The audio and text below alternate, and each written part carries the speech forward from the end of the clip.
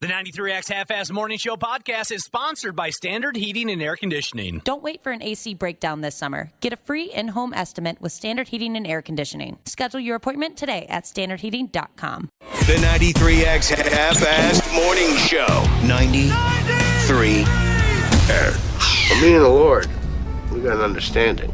We're on a mission from God. It's 106 miles to Chicago. We got a full tank of gas, half a pack of cigarettes. It's dark, and we're wearing sunglasses. Hit it. Come on, we're ready to start the show. It's showtime. Man, you're a terrific crowd. I don't think I've ever seen anything like it. We hope you're well, and we thank you so much for listening to our program. We're checking in here at 5:41 on the 93X Half-Ass Morning Show. Cubby, talk to me. Are we celebrating some kind of a Blues Brothers anniversary today? Well, it's blockbuster season, as you're aware. All the big movies come out around now, and it's a pretty big day in movie history, including the Blues Brothers on this day in 1980. But before that, the first ever blockbuster, Jaws, debuted on this day in 1975. That's how they got the term. People lining up around the block to go see Jaws. Incredible moneymaker at its time. Very interesting. Also, The Karate Kid Part 2 in 1986. Oh. Sure did love that one. Yeah. I just watched it a couple of weekends ago. Did you really? From start to finish. Friggin' Karate Kid 2. Love interest in that one, hubba hubba. She was a babe. Yeah. Still is. She made an appearance on Cobra Kai. Right, I would have fought to the death for her, too, in 1986. And the villain also from that made an appearance in Cobra Kai. He was great. The spin-off of Karate Kid, if you're not familiar. Anyone who's ever been in a Karate Kid movie has in one way or another made an appearance in Cobra Kai. Pretty much. Yeah, pretty much. They've got just about everybody now. Except for Mr. Miyagi. Thanks a lot for that one, Dana. Sorry. I hope he comes back. I mean, with CGI, anything's possible. That's true. A hologram. Batman and Robin, 1997 on this day. Oh, yeah. I wasn't too much of a fan. I like George Clooney. What's so And of special course- about June 20th? Well, that's when all the Summer. big movies come out, summer movies. The school's out. Oh, okay. Kids that can makes go to- sense. All right. You following I never this? even noticed. South Park had their famous S-word episode on this day in Oh, 2001. wow. That was a fun one. Their season premiere, 162 S-words in 30 minutes. That one, legendary. They had the little counter in the bottom right-hand corner that would just keep tailing over every time they dropped another one on us. That's hilarious. And then Yellowstone premiered on this day in 2018. Never saw it. So good. I don't think you'd like it.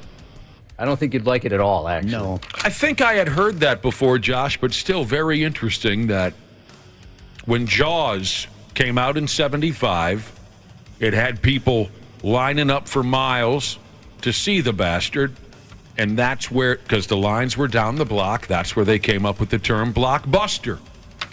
And it was the highest grossing in film history until Star Wars came along 2 years later. I think I learned that blockbuster tidbit just last year or 2 years ago. That's crazy, Wapple. That's where the term came from. It's crazy. Yeah, I always thought it was just because, a bunch of people bought tickets to the movie, not because it was wrapped around the block. I'm not going to lie, Wapple. I just found out today, this You did? morning. So, yeah, I had no idea until you said that. Well, that's fun when you can learn something. Yeah.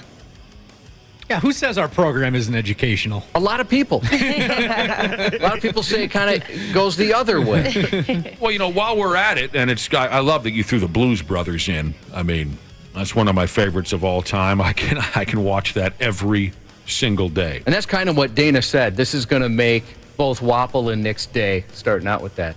Love every second of that film. Mm-hmm. And it also made Tonka TIG welding Jesus' day. Are you the police? No, ma'am. We're musicians. Well, while we're at it, Entertainment Weekly recently ranked the top 30 summer blockbuster movies of all time. Would you mind if I blow through this while we're sitting around doing nothing? Please do. You mentioned probably a couple of them already with all that wonderful information you busted out on us right from the get-go, Cubby. The top 30 summer blockbuster movies of all time. And some of these along the way, I remember the hype and the lines and the this and the that. Number 30 is Rambo First Blood Part 2 from 1985. Josh, I walked isn't the word I'm looking for. I watched that at one of those drive-in movie theaters about 3-4 weeks ago. We were talking about drive-ins. I saw Rambo First Blood Part 2 in a drive-in. What was just a couple weeks ago? What? Just a couple weeks ago? No, when it came out. Oh, you said a couple weeks ago. A couple weeks ago we were talking about drive-ins. Yeah, that was confused. Gotcha. I didn't mean to confuse anybody. When it first came smooth out, I watched it in a drive-in. Sorry. Number 29, There's Something or Another About Mary from 1998. It's a good one. I remember folks here at the radio station who maybe got some kind of a sneak preview went storming around the building saying, you got to see this movie. It is hilarious. And it was, and it is. I don't look at that one as a blockbuster, but a very good movie. Kind of shocks me. Well, I'm imagining they're calling it a blockbuster because it just raked in obscene amounts of money. Yeah. Yeah, right. No, nobody's disputing that, but I'm just saying when you think blockbuster, you probably don't think There's Something About Mary. Sure. Because usually I think franchises most of the time. Well, number 28, is this a franchise? Guardians in the Galaxy. Sure is. Definitely. The original from 2014. Definitely my favorite of the Marvel movies. There's the Guardians of the Galaxy. Number 27, Shrek. From the year 2000 plus one. Yeah. I didn't like the first one when I first saw it. I really liked the second one, though. Especially their parody of Cops, Knights, Yeah. K-N-I-G-H-T-S. That was awesome. I love the first one when the gingerbread man is getting tortured. That's a good part. Along the way, can I ask Wapple Blues Brothers trivia while we're rolling through all these great all-time that's summer brutal. What address did the Blues Brothers give the cops and the Illinois Nazis? What address did the Blues Brothers claim they lived at? I have no idea. Okay, well, what was the famous landmark that the cops and the Illinois Nazis encountered when they went to the address that the Blues Brothers gave them? Oh, come on. I'm so bad at this. 1060 West Addison. It's Wrigley Field. Oh, yeah. Number 26 on the list of the top 30 summer blockbuster movies of all time. I don't recall this at all from the year 2010, something called Inception. I thought you'd seen that. Leonardo DiCaprio. No. I was totally confused. It's the one with the coin where he flips the coin. Never And saw all it. the buildings going crazy ways. Yeah, I don't really understand what happened in the movie, but I kind of liked it. I watched that not too long ago, and it helped a lot more watching it a second time. Yeah, Maybe I need to rewatch it. Such a good movie. If you're thinking of a movie from my past, Josh, that I've watched a few times and still don't understand what happened, you might be thinking of Total Recall. I still have no idea what's going on with that. I thought when Inception came out you had seen it, but yeah, maybe not. I don't really get it. I walked out of it with my girlfriend at the time, and she's like, I got some questions. I'm like, well, you're asking the wrong guy because I don't understand what the hell just happened either. Walked out meaning afterwards? Yeah, you walked out? Like when we were walking out of the theater after, we really enjoyed it, but neither of us had any clue what just took place. Number 25 from the year 2000 plus 2, Spider-Man. Oh, that was huge. Number 24 from 1998, Saving Private Ryan. So good. 23 from the year 2000, Gladiator. Yeah, one of my favorite movies. 22 from 1996, absolutely awful Independence Day. That was fun as a kid. 2010, Toy Story Part 3. Oh, Is that God. the one when they were sliding into the incinerator? Yes. I remember thinking, wait a minute, this is a kid's movie? Yep. That was that long ago? I can't watch that movie without just devastatingly crying at the end. It's just awful. Adorable. Wapple, what kind of drink does John Candy, playing the role of Burton Mercer, what kind of drink does he order for himself and a couple of the Illinois State Troopers when they're at the how do you call it, the concert hall to see the Blues Brothers play? Beer? He orders 3 of them. Orange Whip, 3 Orange Whips. I thought you've watched the Blues Brothers. It was, 10 years ago. Number 20, Very Pirates long of the ago. Caribbean, Curse of the Black Pearl from the year 2003. I never got into those, but there's no denying that those are massive. I loved them up until I think after that movie I kind of stopped watching them. Was that the second one, or which one? Where did that fall? Do you know? It doesn't matter. I'm trying to remember how many I saw. I only saw, I think, maybe the first 2. I think I saw 3. Number 19 on the list of summer blockbusters, and I still love this movie because probably the most beautiful woman of all time, and one of the most talented women of all time is the lead role, Olivia Newton-John, and the movie would be Grease from 1978. Never seen it. When she sings Hopelessly Devoted to You and just every little thing that... And, of course, Travolta's wonderful. And what's his name? The guy that kind of got wiped out on drugs from Taxi, playing Kanicki. What the hell was it? Jeff, you'll get back to me on this. Everyone's great in Grease, but especially Jeff Conaway. Olivia Newton-John. Wonderful. Number 18... Harry Potter and the Deathly Hallows Part 2. That was the final one. From 2011. Number 17, The Avengers. Avengers from 2012. Oh, I remember the hype behind this one, Cubby. Everybody had to get in line in 1985, the summer of 85, to see Back to the Future. And it's still great. Still is amazing. Yeah, I could watch it. Anytime that's on, I could watch that. Speaking of that, if anybody hasn't watched the Michael J. Fox documentary on Apple TV, I highly recommend it. It's heavy, but it's worth the watch. It's awesome. Yeah, and I forgot how much I loved the guy. Yeah. And I like how he admitted he was a douchebag after he got super successful. He fully owns up to it. He goes, it went to my head for sure. And it was I'd heard the story before, but it was interesting when he talks about how he got Back to the Future and, shooting Teen Wolf at the same, or maybe Teen Wolf wasn't at the same time. I can't remember the exact order, but doing Family Ties, racing to do Back to the Future, racing back to Family Ties. Yeah, he basically slept in a car and got like an hour or two of sleep at night. Yeah, Josh, you were telling me about that a while back. You'd like it. When you saw the Michael J. Fox document. Didn't you say he got all strung out on drugs? He had said he doesn't remember a lot of it.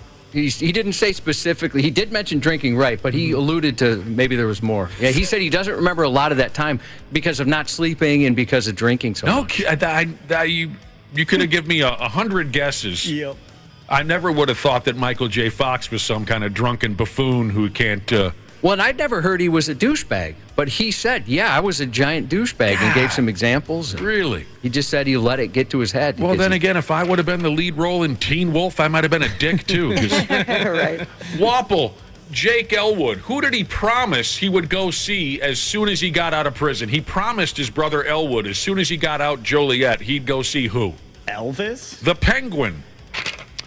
All right, up to number 15 here on the list of the top summer blockbusters. Ooh, sure. 1981, Superman Part 2. Remember the sexy lady? Yeah.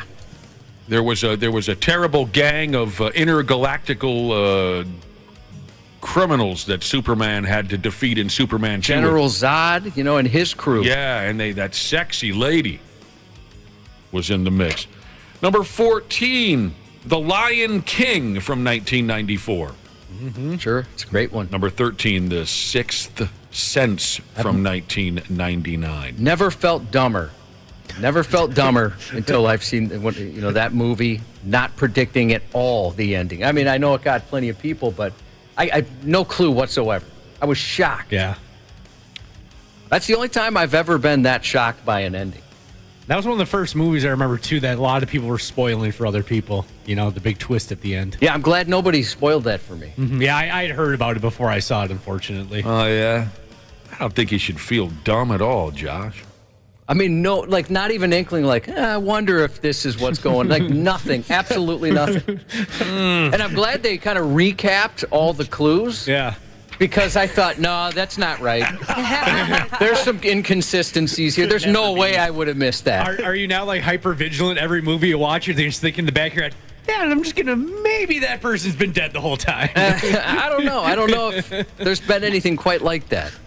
As we get into the top 12 here of all-time summer blockbusters, oh by God, we're getting into some films that damn near everyone should be familiar with.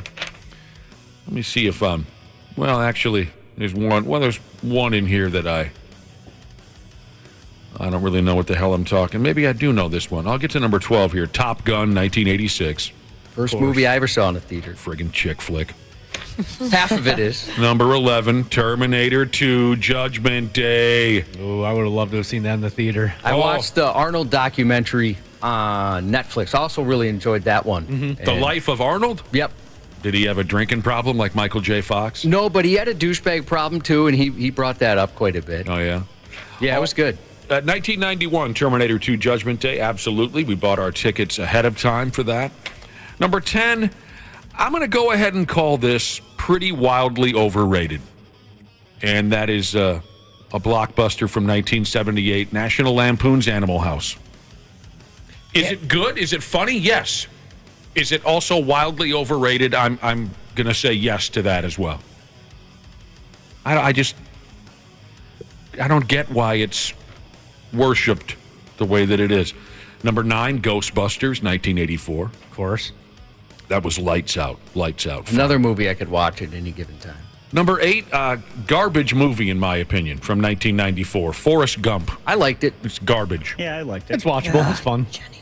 Yeah, Jenny's a B. She sucks. I hate her. One of the biggest villains in movie history. Yep. Forrest Gump just went on forever, and I didn't care beyond the first 5 minutes. Number 7, Mad Max Fury Road from 2015. Very good movie. Wow, I thought that was fun, but I wouldn't expect to see it in a top 10 blockbuster list, but it must have. Especially, yeah, there's no way I would have thought that. I mean, I would have thought like Beyond Thunderdome or one of the earlier movies, not necessarily Furry Road. How about that milking stuff? What was happening? That was so weird. I remember when you warned me of the milking. Like there's some, I mean, I like those types of movies, but there's just so many weird things that happen in that movie. I don't really get it. Like the dude on the front of the vehicle playing guitar and stuff. Yeah.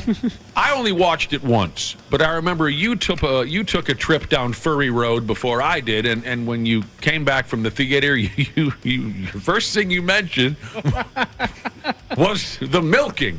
And so I don't know who I was with when I went down Furry Road, but I sat there in the theater and I said, Cubby says we should look out for some milking. Yeah, there's some milking.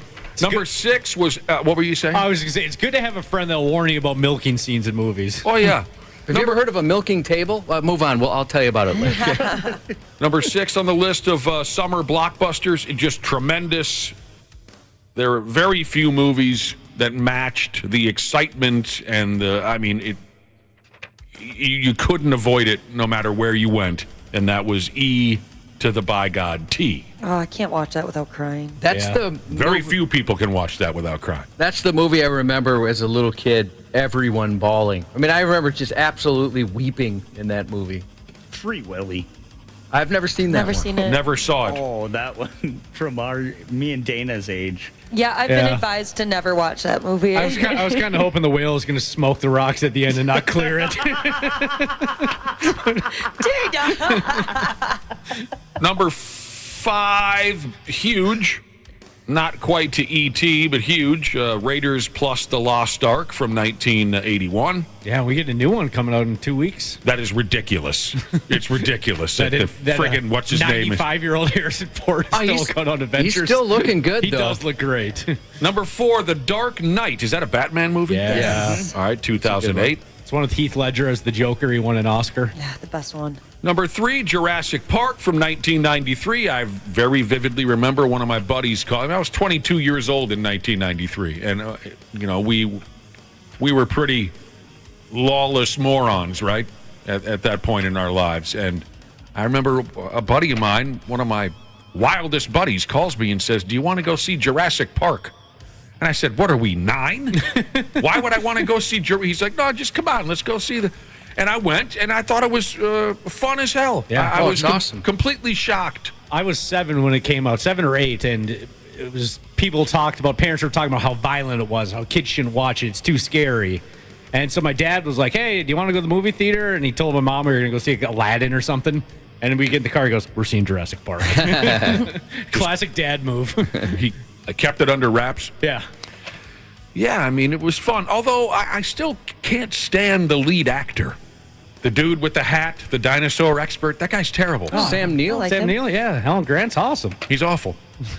The number 2 blockbuster, Star Wars, the very first Star Wars from 1977. And then, like Josh said, number 1 of all time, Jaws. Roy Scheider. what's his name? The little short guy. He's still around. Richard Dreyfuss. Yep. And then the dude who played Quint, what was his name? James, John, Phil, Bob. He was outstanding. God dang it, he's dead now. There's a Netflix documentary crew. They're filming a series, or at least they're filming some sharks for a part of the series they're doing. And they were just attacked by sharks. Like, they had a whole day of getting attacked by sharks. They had to shut down filming. Everybody's okay. Robert, what was Quint's name? Robert something. Yeah, I'm looking it The up. sharks are taking revenge, Josh. They're fighting back. And he tells the story of Robert Shaw. He tells the story of the USS Indianapolis. Every time I get chills. That was all improv, by the way. Did you know that? Oh, he died in 78. Yeah, he died very shortly after the... Did you guys know that was improv? Was it really? Yeah. Yeah. When he told the story of going into the water and all that. Wapple, do you like the part when the police dispatcher in the Blues Brothers says, use of unnecessary violence in the apprehension of the Blues Brothers has been approved? I just love when they're in Bob's Country Bunker. Bob's Country Bunker. Oh, yeah. They just keep playing Rawhide over and over again.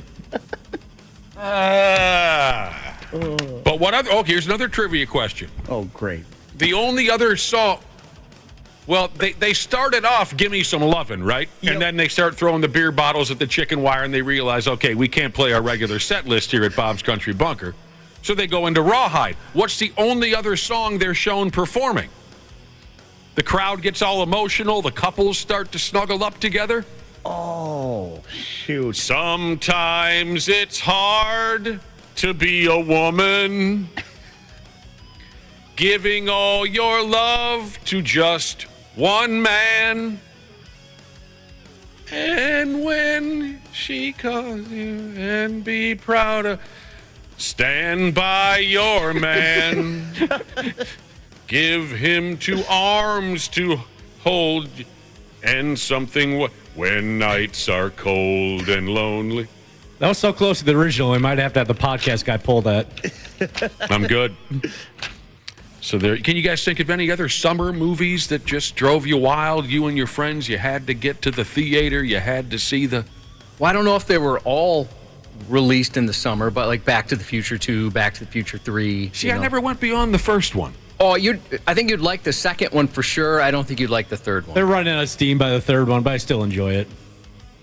You definitely like the second one. So you never saw the hoverboard and the shoes that tie themselves or whatever? Bits and pieces of the second one. I remember a hoverboard. I remember something about a sports almanac and things like that. But I never saw them in their entirety.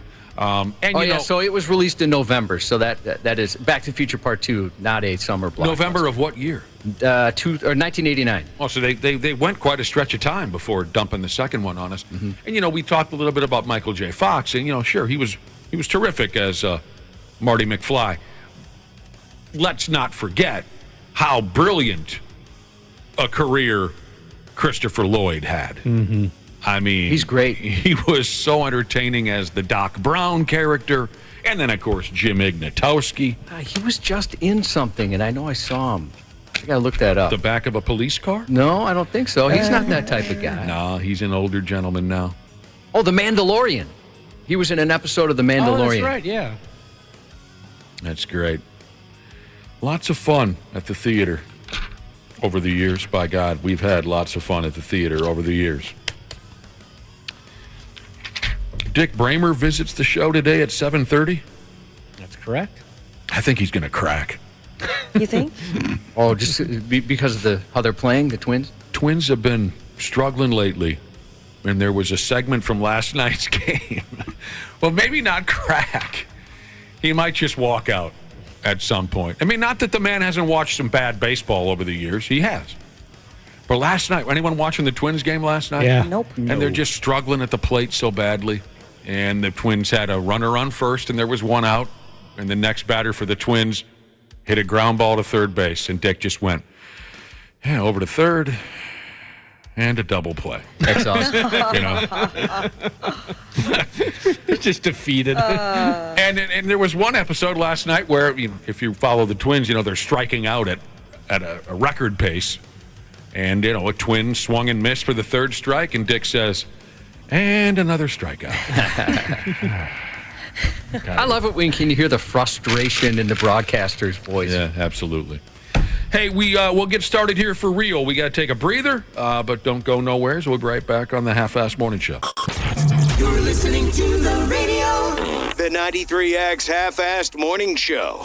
CJ Ham for Standard Heating and Air Conditioning. When I'm on the field, I can take anything. But at home with my family, we like everything to be comfortable. That's why I trust the pros at Standard. They've been keeping Minnesotans like me comfortable for over 90 years. Is your cooling system making strange noises or not cooling properly? Don't wait for an AC breakdown this summer. Get a free in-home estimate with Standard Heating and Air Conditioning. Schedule your appointment today at standardheating.com.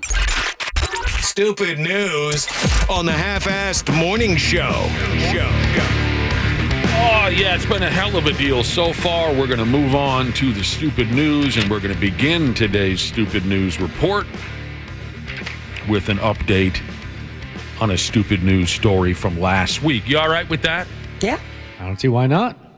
Remember the lady who died last week, but then she made it clear that she wasn't quite dead yet by knocking on the inside of her own coffin?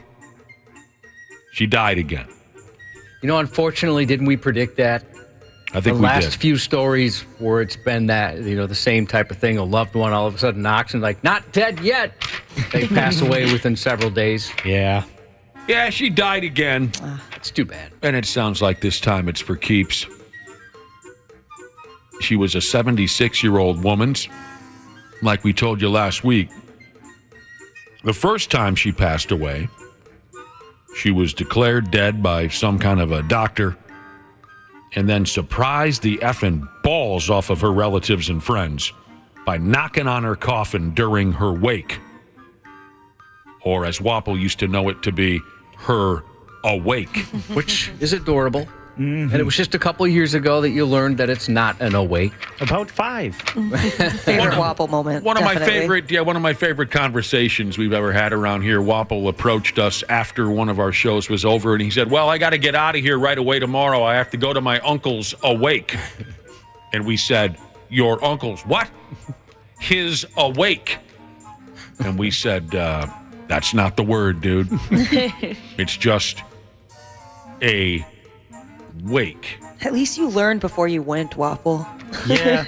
I think that was actually 7 years ago, almost to this date. I think it was when my grandpa passed away. Was it that long ago? Yeah. Weird. Man. Kind of creepy. Yeah, just saw That's effing me up right now. Facebook. You got a what? Little reminder on Facebook. Turn that Facebook off. So that's how I learn a lot of stuff. My wife will say, "Hey, it's so-and-so's birthday or the anniversary of this." And I just think she's really good with dates and stuff. But no, Facebook. Yep. So this gal, she checked out for real this past Saturday after 7 days in what they call here intensive care. And like you guys said, that's too bad. But I'll tell you this, she will be remembered. That's for damn sure. When you come back from the dead, your name is going to come up at the neighborhood beer hall now and again. I wonder if they give her a couple of extra seconds on the table there, whatever, just to make sure this time. Run a couple tests that maybe they don't normally run. Double check. You know what, Cubby? If she starts beating on the inside of her coffin again to get out, I'll let you know. But as far as I know, this time, she ain't kicking out at 2. You want to hear some more dead but not dead stories here real quick? I think we covered these hilarious little incidents when they happen. Last December, an Iowegian old folks' home mistakenly pronounced a 66-year-old lady dead. They even hauled her body over to a funeral home. Once she got there, she woke up, quote, gasping for air. It's like a horror movie. Like she was trying to set the Iowegian sleep apnea record or something like that. There she was, completely still, and then... That's how they do it in movies, right? Somebody's, well, they're drowned, they're dead, and all of a sudden they gasp for air and puke up a gallon of water. Mm-hmm. In 20+20, a young woman who was declared dead opened her eyes as she was about to be embalmed. Oh, I think that's when I'd quit the embalming business. Yeah. Definitely. That'd be tough to get that one out of your head. You're probably going to think it's going to happen every time. Mm-hmm. Then you just got to stab them to death. It's the only choice. Yeah, that'd be the end of Cubby's Embalming Company, or however you will. And to just be waiting for that anyways. Somebody put you in charge of that right now. You've seen enough movies. Yeah, Right. I would constantly be on edge. I would never take my eyes off the body. Every little noise you hear. What was that? Every dead body, I think I would just endlessly poke with my index finger. You know what I mean? Just to make sure. Are you still in there? Anything cooking inside? Are you playing with me? You're playing with me, right?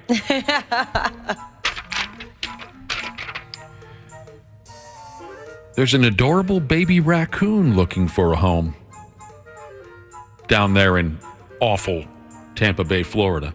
A little baby raccoon, just a tiny little sumbitch. Fit it in your hand. Anybody who wants it better make a couple of phone calls. The way this baby raccoon came into play is an interesting story. Little week-old baby trash panda was found by the police down there living inside a meth head's backpack. According to the local police department, a 43-year-old gal with the name Lindsay Rodewald. She was stopped while riding her bicycle at night. She didn't have any lights burning on the bicycle. So the cops pulled her aside.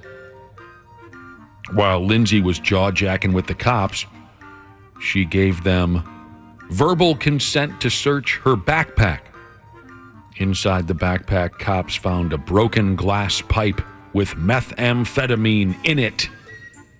And so she told the cops, yeah, I used some meth a few days ago. Cops looked a little deeper into her meth pack, and they saw a little old baby raccoon. And the raccoon said, you guys want to smoke some meth? A baby raccoon in there. You got to be careful with raccoons and drugs. I mentioned a little bit ago, after the success of Cocaine Bear, now all these animals are finding drugs, and there's a movie coming out called Crack-Coon, where you get a raccoon who's all high on crack. Here's a trailer. What you're seeing is the effects of a designer so-called street drug. Be careful out there today. I will. It's not like anything major is going to happen. It never does. We got 2 dead bodies up here on the mountain. I don't know. Maybe a bear or a mountain lion? I'm not sure. I am telling you, it's a killer raccoon, okay? It's not up on drugs. Get in line. Well, that sold me. What role does Steve-O play in Crack-Coon? Plays a raccoon. Does he? Yeah. It just sounds like a type of movie where they'd throw in a great number of B and C celebrities. You know what I'm like saying? the Sharknado movies. Yeah. It's the recipe for those. I'm sorry if you were actually interested in this little baby raccoon. I was messing with you. The little peckerhead was taken to something called the Veterinary Emergency Group in Tampa Bay, Florida. It will be cared for alongside other young raccoons before being released into the wild. I know a lady who can't get enough of cute raccoon videos on the internet. She wants one as a pet. I used to work with somebody who was working very hard to try to get a pet raccoon. Anybody have any interest in raising a raccoon in their home? Feel like they're mean bastards, aren't they? They are. Yeah. We had a lot of them in our neighborhood growing up, going for the garbage. Sure. Garbage cans were outside. And once you have 1 or 2 chase after you because they're trying to get on a chicken bone or something, you're not a fan of raccoons. Yeah, I'm a little traumatized. I was like exploring with my friend one day. Like we were walking through some woods and there happened to be like a random classic metal garbage can. And we were like, oh, I wonder what's in it. You looked in and all you could see was the raccoon's eyes. It was so scary. Those are the ones we had, those metal ones. And I thought, that's adorable. Of course it's in the actual trash can. I mean, like any other critter or animal, I imagine if you get a baby raccoon right from the get-go, right out the chute, It doesn't know any better. It thinks that you're his mother. Yeah. That's completely different than, grabbing one out of a tree or whatever raccoons do. Yeah, just catch one in your backyard and try to bring it into your house. You are now my house pet. I'm going to call you Barney, that it's going to tear a vein out of your thigh and watch you bleed out. But, Josh, you were mentioning that you had them all over your neighborhood as a kid. One of the more dramatic, I was just telling this story, I think, over the weekend. One of the more dramatic moments of my childhood is when our cat fought a raccoon. And maybe someone who knows something or another about raccoons can explain this to me. We had a cat by the name of Benson, and he was an outdoor cat, meaning at night we would let him out. He'd go get some ass, and he'd come right back home. But one night there was this unbelievable racket where our garbage cans were kept. The big aluminum noisy-ass garbage cans from back in the day before they built them all out of plastic. And the garbage cans are just being tossed and thrown all over. And it was completely dark at night, but my brother and I, it was obvious that our cat, because we could hear him doing that deep, nasty, guttural cat noise that they make when they're ready to come. And this raccoon is shrieking. They're having a fight amongst the garbage cans. And I remember thinking, well, that's it for Benson. He's dead. There's no way he's come. He was a pretty big cat, but we thought there's no way he's coming out of this alive. Well, after the noise stops, all these horrible animal sounds, here comes Benson walking out of the dark towards the door. And I thought, oh, he's going to be covered in blood and he'll eventually die. He wasn't covered in blood. He was covered in spit. Was it rabies? Anytime I picture a raccoon, I just assume it has rabies. Yeah. Are you asking if the cat ended up rabid? No, if the raccoon was. I suppose you might not know. Yeah, I don't know. But so that was the disgust. We looked at the cat. Oh, what the hell is all? He was just covered in spit. So my question is for folks who know something or another about raccoons: do they spit when they're angry? I'm just picturing rabies. Yeah, and you know what? And you know what? Foaming from the mouth. Yeah. And here's the effed up part. I don't think we ever did anything about it. We never took the cat in to be checked. Well, you probably would have found out, I'd imagine. Oh, he got ran over by a car at one point or another, the cat. Oh. So maybe he was rabid. I don't know. Was the car rabid? No, that wouldn't make sense. He eventually got rolled. Did you name Benson after the character, the TV character Benson? I didn't name it. It was my sister. Oh, here we go. Hubba hubba. It was my sister who dumped the name on that cat. I don't know what the inspiration was, but he fought like a sumbitch. He was. I'll tell you what. He was pretty cooked when that fight was over. I'll bet. He walked in the house and just. We got a text here. Someone said their brother-in-law had a pet raccoon. Named it George Cooney. There's a few people who have had raccoons as pets or know someone really who had raccoons as pets. Oh, man. Oh, Barsaw Jesus was climbing and trimming a tree, came face to face with a family of 8 raccoons all hissing at him in unison. Scary. Oh, my God. Here's Candy Sheezes tells me that raccoons, when they charge you, they spit and hiss. Oh, that's good to know. So that must be why our cat was covered in raccoon saliva. Another text says, one day as a kid, I was playing in the woods, found a deer hunting stand. I climbed into it to sit up there and found 2 raccoons having sex. Whoa. They hissed at me and I jumped all the way down without going down the ladder. Yeah, I think I would too. I'll be damned. It's not fair because they just look so darn cute, but they're evil. Yeah, they are cute. Somebody or another stole a velociraptor statue from a South Dakota Arts and Science Center.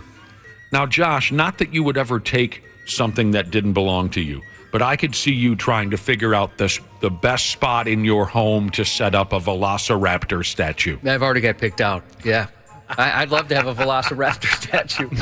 Imagine the day after you get it, and you wake up and it's still kind of dark out and you turn the corner into the living room, there's a raptor and it just scared the crap out of you. Well, I've mentioned this before. When I lived with one of my goofy cousins, I woke up to a full suit of armor statue, like a knight in the suit of armor.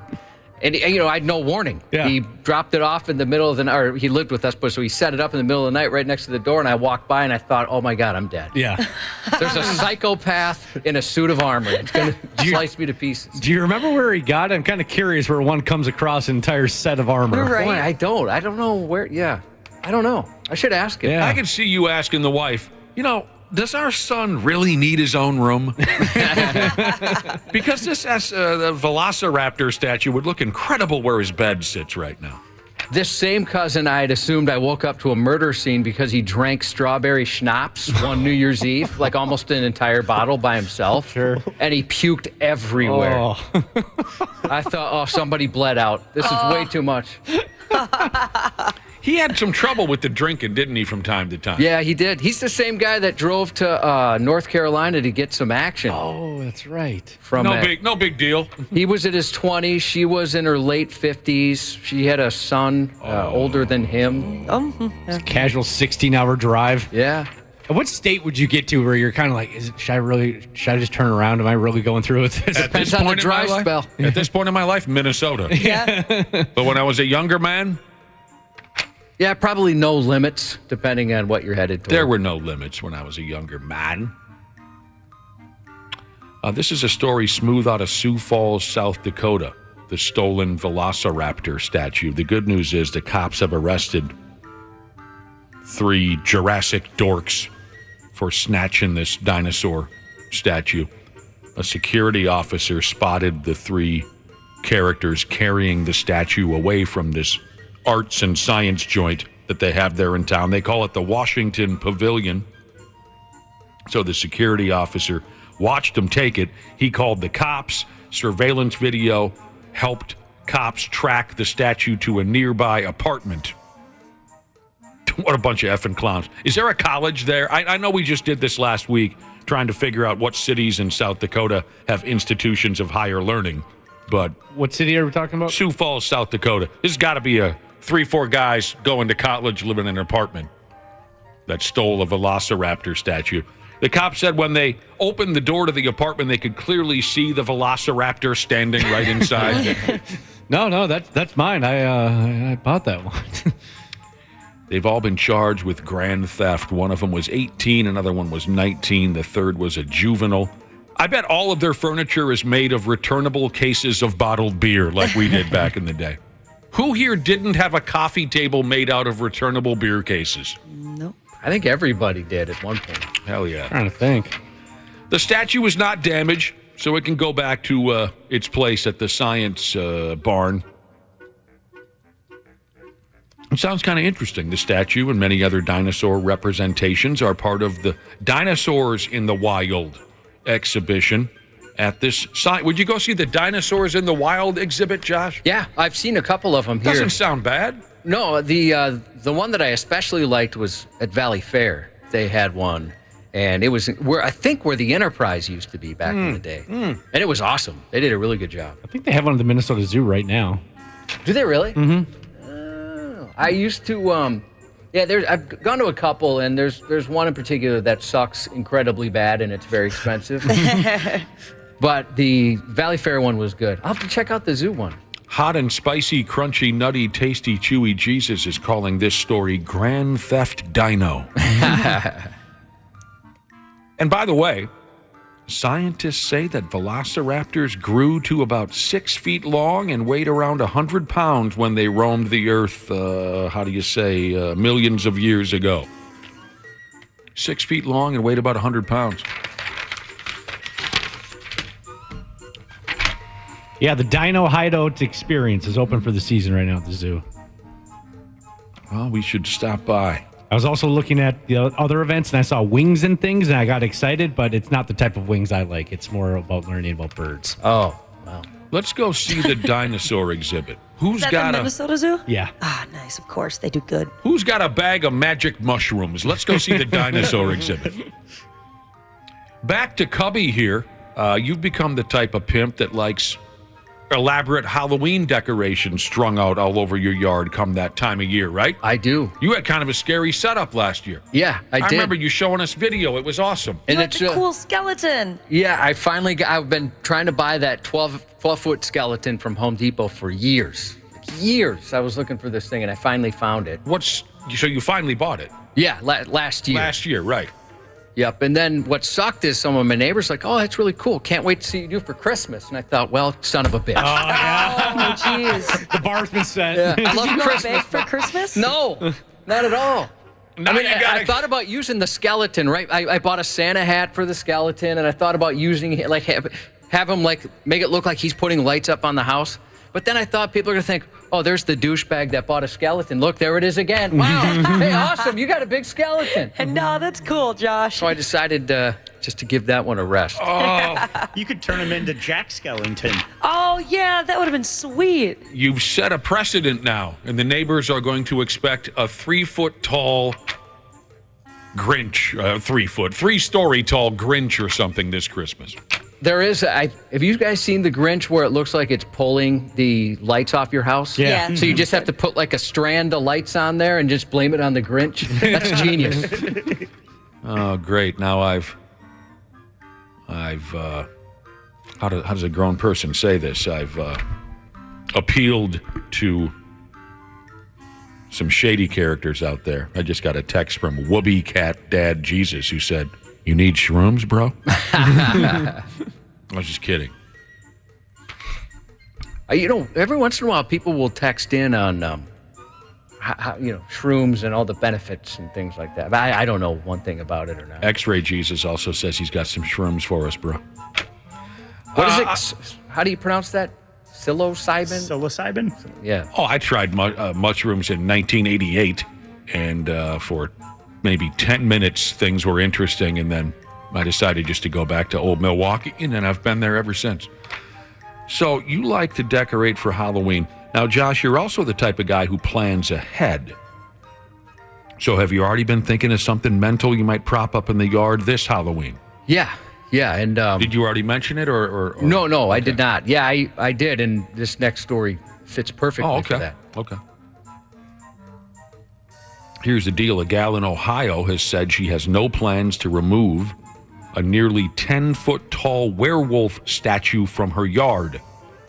Do you know who has two thumbs, a small penis, and also has a 10-foot-tall werewolf I'm going to go with Randy Shaver. This guy. Oh, you. Nice. Attaboy. When did you get that? Is that new? I got it after Halloween on sale. Oh, it was on sale. Yeah, smart. 10-foot-tall werewolf in her yard. She won't take it down. The city and her neighbors, well, some of her neighbors really wish that she would.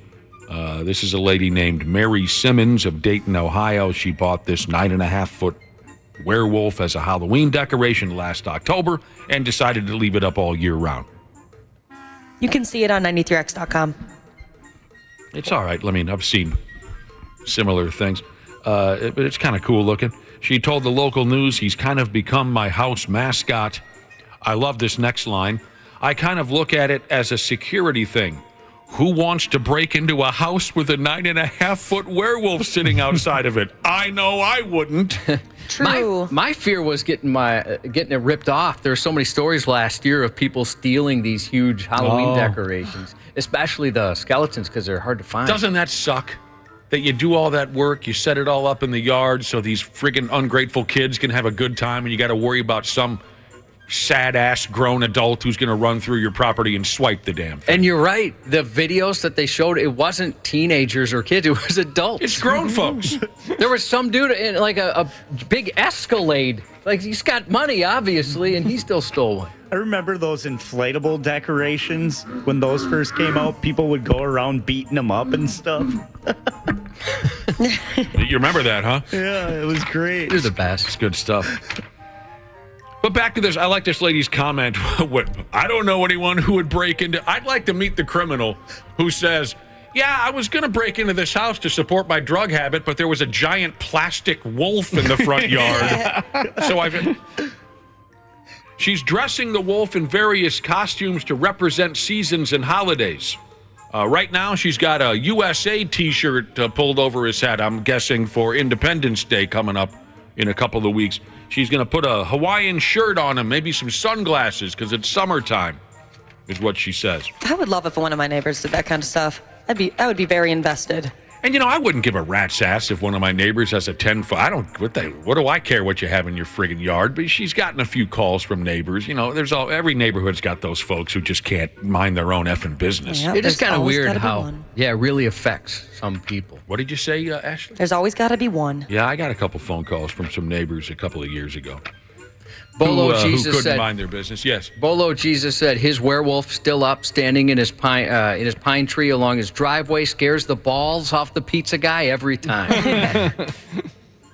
This gal's werewolf, she hung a name on it. She calls it Phil. It has its own Facebook page. Ha ha ha. One neighbor sent an anonymous complaint to the city. The city sent her a warning of some sort, but it doesn't sound like the city's too worried about it. And Mary's her name. She's got Phil locked down pretty tight. He ain't going nowhere. She's got him staked into the yard. Because there was, I guess, a couple people. Well, what if children are walking on your property and he tips over and lands on one of the... For the love of Christ. What? Yeah, that's a reach. She's got him locked in, old Phil. Oh, Jesus, I got a couple stories left.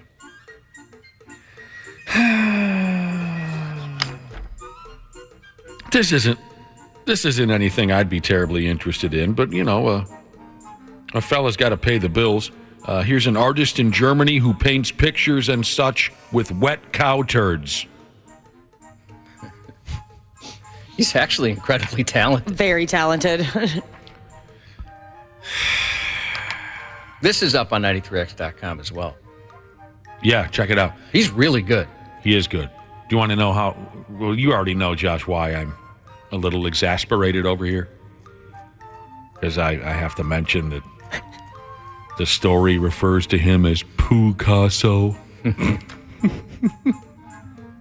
I'm having a harder and harder time with that, the puns, Josh. I think you're actually starting to come around. Do you think? I think you like it. I don't know. The fella's name here, like I said, he's from... Did I say he's from Germany? Yeah. Well, his name doesn't sound German at all. This must be an Irishman living in Germany or something. His name is Werner Hartl. That doesn't sound German. I don't think so. That's Latin. Werner Hartl. That doesn't sound German. Where are you really from? He's up to 45 years old now. He specializes in creating elaborate paintings out of cow feces. He says when it's wet, the paint is a little funky. Can imagine. But when it's dry, it doesn't smell anymore. He got the idea 10 years ago after he noticed how hard the cow manure was to clean off his barn.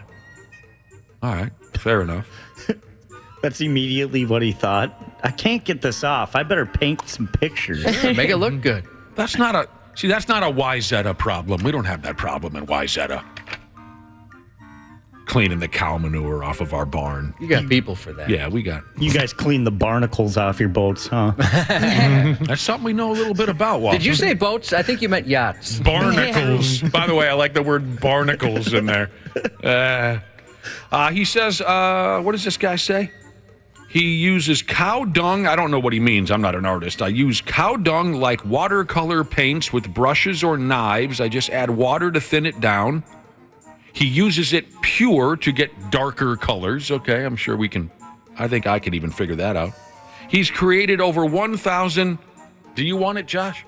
No, I want you to do it. He's created over 1,000 crapistries. And like you guys said, he's very good. He fetches the cow's turds with a canister as soon as they lift their tails. Dude. Around 2 cow bowel movements deliver enough for a half a year's work. Wow. Saving money on paint, I guess.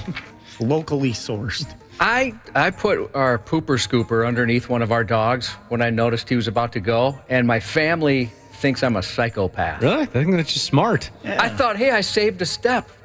Because when it first happens, it's tough to scoop that up without making a mess. Oh, yeah.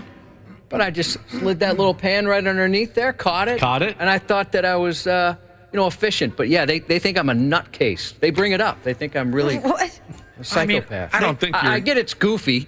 But it's not like I'm waiting there every time and running out. I just happened to be standing there, and I thought, I got an idea. That's not weird. You're not using your hands, right? Oh boy, more turds. And you happened to be there. It's not like you saw it coming. You ran and dove, to make like a diving catch with the thing. I get it. I get that it's silly, but come on, I was just standing there. They really think I'm insane. Now this German cow turd artist, he says there are clinical studies that show that cow manure contains bacteria that's healthy for humans. Healthy for humans, he says. It strengthens your immune system. But there are doctors who say, well, there's a little thing called E. coli. Josh, speaking of your dog, your little trick with the dog where you put the shovel right underneath his ass. Maybe you had to be there, but when I was young, the best girl in the whole world, I had my Springer Spaniel, Megan Marie.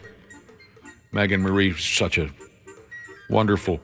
I had a buddy back in high school who used to tease Megan Marie whenever she'd go out to the yard and get into position to take a deuce. This buddy of mine would go, no. And she would always look at him as if to say, I don't understand. What am I doing wrong? I gotta go. No.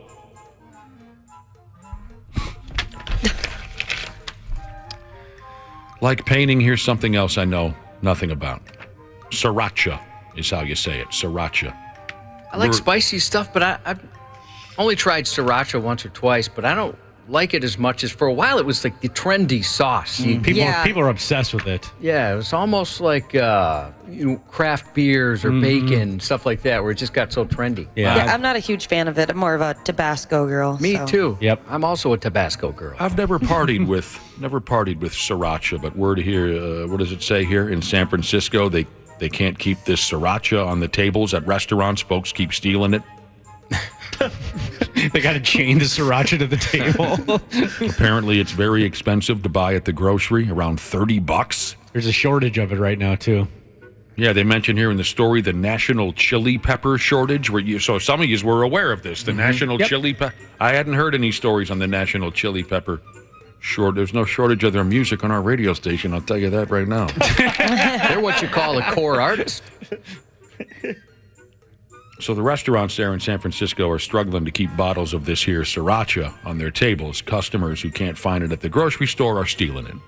I'm guessing that's maybe not a shortage, but just the expense is why Chipotle no longer has the limes, and lemons and limes sitting out over at the beverage station. I forgot about that. Yeah, remember they used to have that. Yep. And there was, I was with a friend, and I was very excited. I'm going to get my little lime wedge. And the dude right in front of us, he got a large, pop glass and cup, filled the entire thing up with every single lemon and lime they have and just walked out. He was like in a business suit. This well-dressed guy just grabbed them all and decided he's going to take off. Oh, I didn't even consider that. Maybe he had a vitamin deficiency of some sort. Yeah, they took all the sauces away at Firehouse Subs, too. People just kept pocketing it? No, I think it was more of a COVID thing. Oh, gotcha, yeah. And then Quizno Subs, I went there not too long ago. They had all the pepperoncinis and pickles, and they had a bunch of hot sauces out. I was like, sweet. I love that. There's nothing makes me happier than when they have a bunch of sauces you can choose from. Condiments. How do you know when you're dealing with a high-maintenance person? Condiments. Yeah. By the way, at the end of this story about the expensive sriracha in San Francisco and how folks are swiping them from restaurants, I like this. At the end of the story, one commenter said, hipster sauce. Yeah, that is kind of true. I don't mean any disrespect to anyone, but yeah, it kind of became that. And I'm one of those too where if you hadn't tried it or you don't like it, you're an outcast. Right. Yeah, I get crap for not liking it. I was quite a bit. sriracha shamed by a former coworker. Be an adult and eat your food bone dry. Sports on the 93X Half-Assed Morning Show. Watching now a little bit your baseball here in America. This game is the most confused game of that I'm knowing. We have some pillows on the dirt. Then man with stick is there. Then man look at stick man and look at man with glove. boom, he throw a ball to the stickman. And the stickman may hit. If he make a miss of 3 times, then out. But if 4 times the throw is bad, boom, then he may walk to a pillow. Sometimes someone is stealing the pillows, but time out. After 7 times of run on field, everyone sing a song about popcorn. Don't you love Flula? Me? Yeah, definitely. I love when Flula talks baseball. Maybe Dick Bremer should have him sit in as a color analyst for a game or two. My favorite part is when Flula says, baseball is the most confused game that I am knowing. That's great stuff. We're going to have Dick Bremer on our program here in about a half hour to talk Twins baseball. We do it every Tuesday here on the program. We're very excited about it, although I don't know how excited Dick's going to be talking about last night's game or the last 4 or 5 games for the Twins. I hope I'm wrong, but this looks like it might be a long series with Boston. They're a good hitting lineup. I just don't know if the Twins can keep up. Last night, they lost, how do you call it, 9-3 to the Red Sox. There was one player in the Red Sox lineup who hit 3 doubles. What a dick. 3 doubles. Christian Vasquez of the Twins, catcher, hit his first home run of the year. That tied the game. And, you know, suckers like me watching the game, I thought, all right, here we go. And they just went into the toilet from there. We'll talk to Dick all about it here in a half hour. And then, you know, let's say, so Pablo Lopez starts last night. He didn't do so good. Luis Ariz, who he was traded for, went 5 for 5 again. That's the way things are going. Bailey Ober is going to pitch tonight for the Twins, 6:40 on BSN. We'll talk to Dick. We'll talk to Randy. We'll take a break. Josh's News is coming up next. You're listening to the radio. The 93X Half-Assed Morning Show. CJ Ham for Standard Heating and Air Conditioning. When I'm on the field, I can take anything. But at home with my family, we like everything to be comfortable. That's why I trust the pros at Standard. They've been keeping Minnesotans like me comfortable for over 90 years. Is your cooling system making strange noises or not cooling properly? Don't wait for an AC breakdown this summer. Get a free in-home estimate with Standard Heating and Air Conditioning. Schedule your appointment today at standardheating.com. Half-Assed Morning Show. 93X. Very little to go on. I mean, currently right now, all we have is a possible skull. So at this point in time, it's just kind of a wait to see what we can determine from that piece of evidence. An investigation is underway after campers found what appears to be a human skull in an Iowa park. Campers told Polk County Sheriff's deputies they found the skull Friday on a sandbar near a boat ramp at Yellow Banks Park, about 10 miles southeast of Des Moines. The park is more than 500 acres and includes a Native American burial mound and hiking trails. Deputies didn't find any other possible human remains after searching the area, and they're trying to figure out who that skull belongs to. Oh, sounds like the beginning of a Bones episode. You tell me, Cubby, does the camping trip end early when you find a human skull nearby? I would think so. Time to pack it up.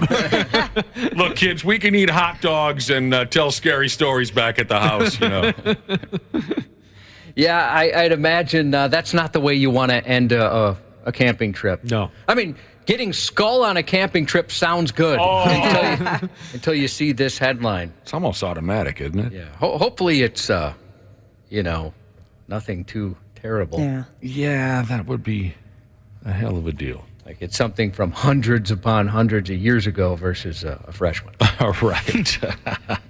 Never want a fresh one.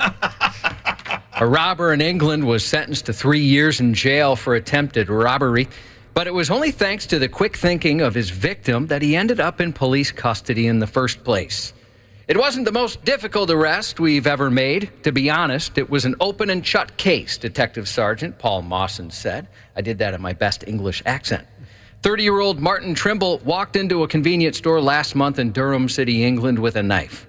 He picked up a 4-pack of beer, and used his knife to threaten the store owner. Rather than let Trimble walk away, the store owner ran outside and closed the door, holding it tight and trapping his thief inside. The shop owner then lowered the storefront security gate in an effort to make sure Trimble couldn't escape. Trimble tried to avoid capture again by breaking the door free of the shop owner's grip and trying to slip out before the security gate had fully descended, but it was too low at that point, and he found himself pinned to the ground, his torso outside and open to the streets. Realizing he was beaten, Trimble cracked open one of the beers he tried to steal and drank it while he waited for police to take him away. You looked pretty stupid there, but figured why not just slam a cold one or a warm one because it's in England. You look stupid right from the get-go. Who the hell buys a 4-pack? A well-dressed Polk County, Florida woman allegedly went on a mini crime spree this month. Saturday, June 10th, 911 received 3 calls of a woman identified as 33-year-old Jessica Espenshade. She was in a black dress, committing acts of burglary around midnight. The first call deputies received, that is, was about an object being thrown at a glass door of a business by a female wearing a classy black dress. Espenshade allegedly threw a brick 5 or 6 times. The second call police received was about a female tampering with locks at a glass front door of a business. The woman then threw a brick at the door, shattering the glass.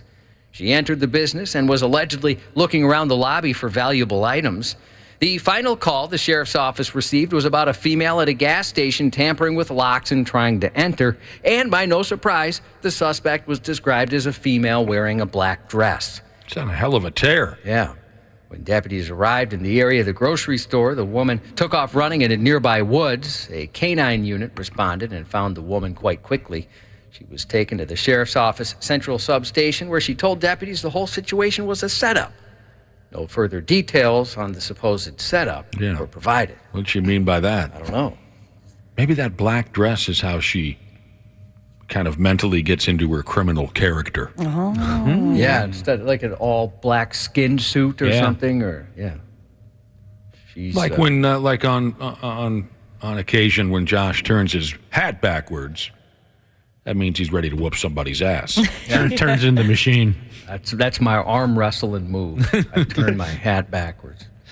I mentioned this before. When my brother would work undercover and we lived together, he would borrow my clothes. Oh, that's right. I thought, do I dress like somebody who's going to associate with whoever you're out there associating with today, or what the deal was? But it must be the same thing. Like, if he's in his clothes, he probably feels like himself. Yeah. If he's in my clothes, he feels like an impoverished radio guy. He can get into character a little bit better. A man was arrested after police said he broke into an Orlando home and attacked the people inside with branch cutters. I get up early to go to work, and I didn't realize until I saw all the police cars outside. It's really sad to hear something like that. You really feel unsafe now. It's worrisome. That's what it is, really, because it's right next door to it. It's really worrisome. Officers said they responded to the home invasion as it was happening about 2 a.m. Thursday. The suspect, later identified as Lindell Demps, had entered through the back patio. When Demps was confronted by the homeowner, police said he took a pair of branch cutters and began striking the victim in the head. He then entered the home and attacked more adults inside before stealing their cell phones and money and fleeing the scene. Yeah, this is horrifying. Yeah. Sitting at the house doing it's 2 o'clock in the morning. You're probably sleeping. He was arrested later that day. A quick-thinking mother led to the arrest of her own daughter in Michigan after she passed a note to a bank teller. The mother drove her 35-year-old daughter to the bank, then passed a desperate note to the teller while in a drive-through lane. According to police, the note read, "Help me, call 911."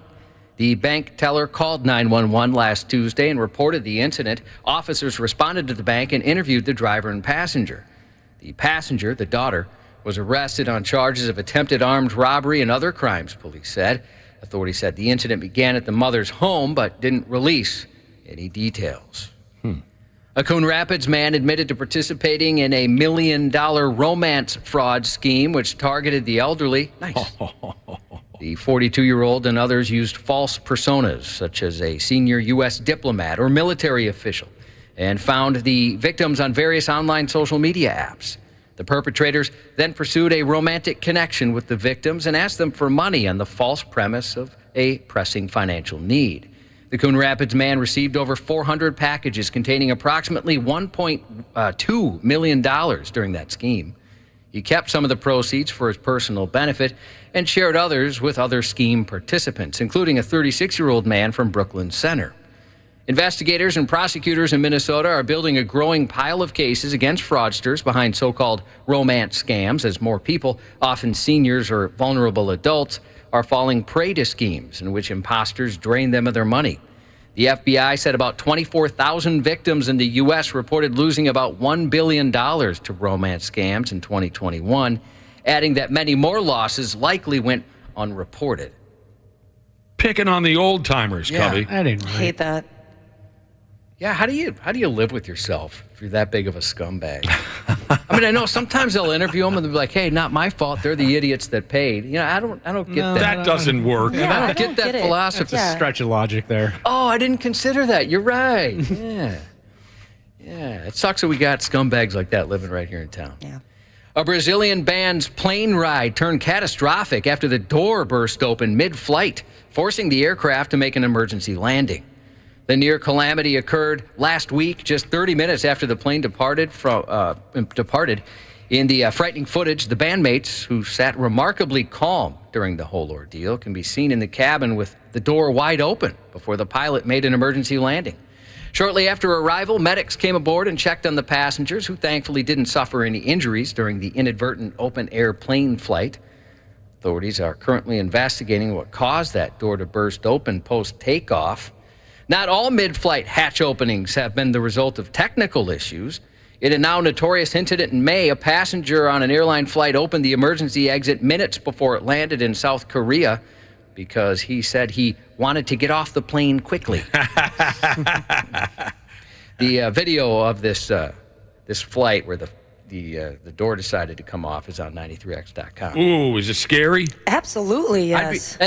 How calm were these guys? Yeah, they seem so chill. Like, no, this is fine. This is normal. Yeah, they didn't seem to be bothered whatsoever. Another door, huh? Yeah. Police in Florida arrested a woman last week after she allegedly scaled the fence of the U.S. Coast Guard Air Station Clearwater, stole a tricycle, then rode past no trespassing signs at Terminal A of the busy airport before being noticed by employees watching surveillance footage. The woman, who according to a Coast Guard spokesperson allegedly first tried to gain access to one of their aircraft, eventually ditched the adult-sized tricycle and attempted to board an Allegiant Airline flight bound for Argentina, but was confronted by airline employees.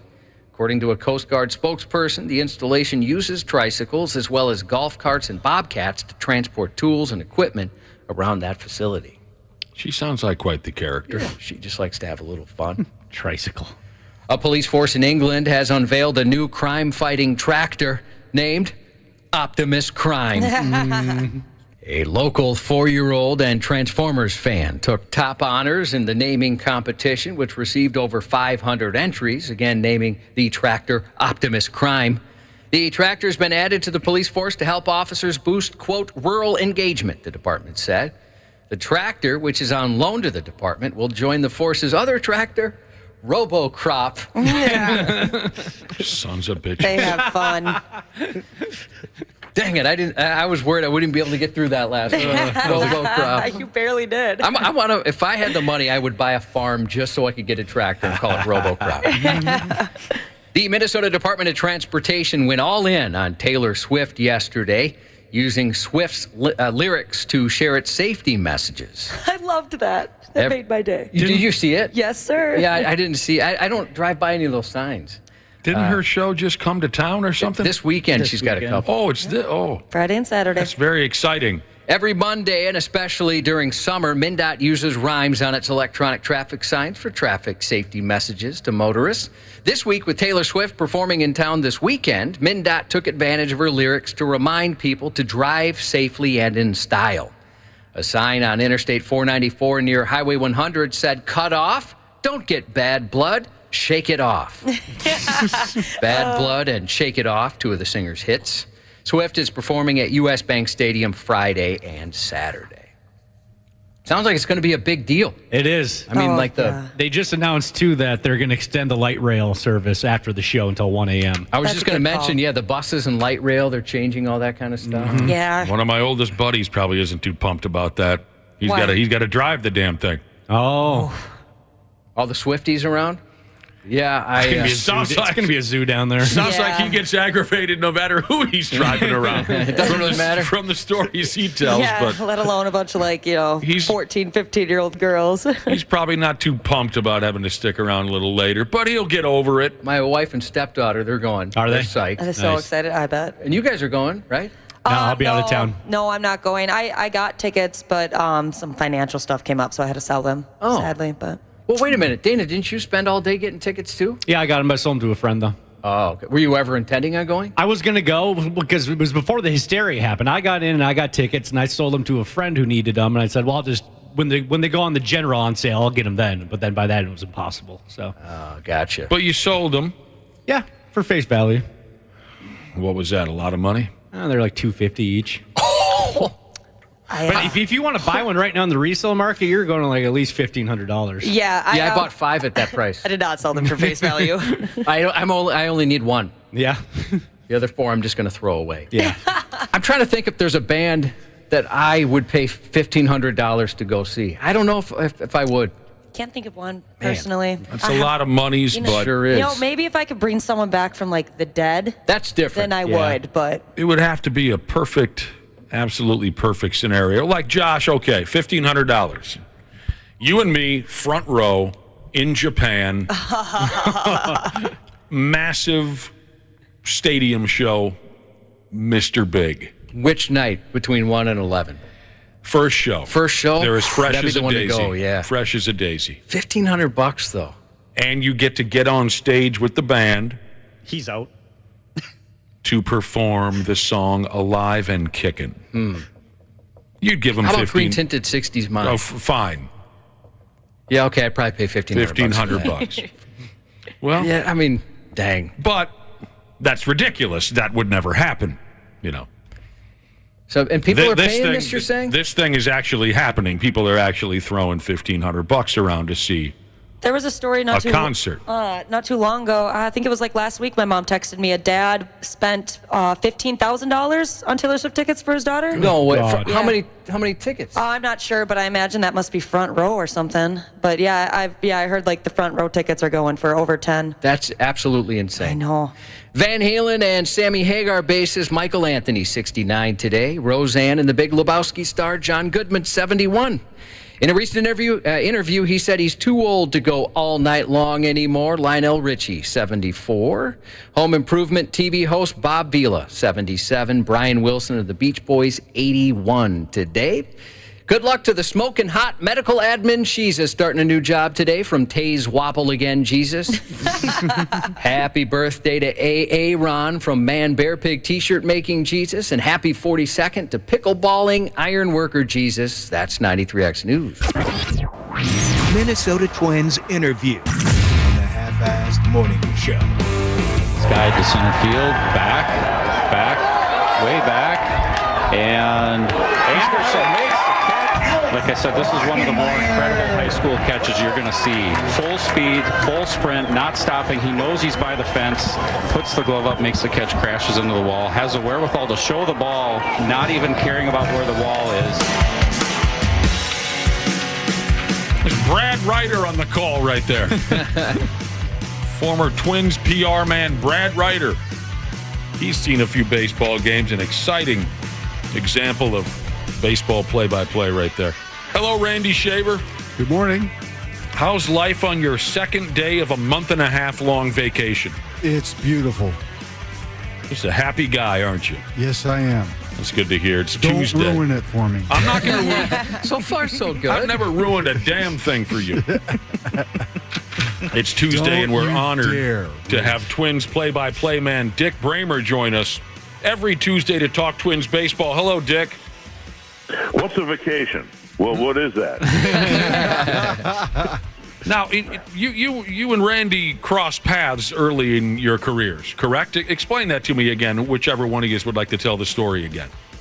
Well, they fired me to hire Randy. Right. It's basically about it, yes. What a damn shame.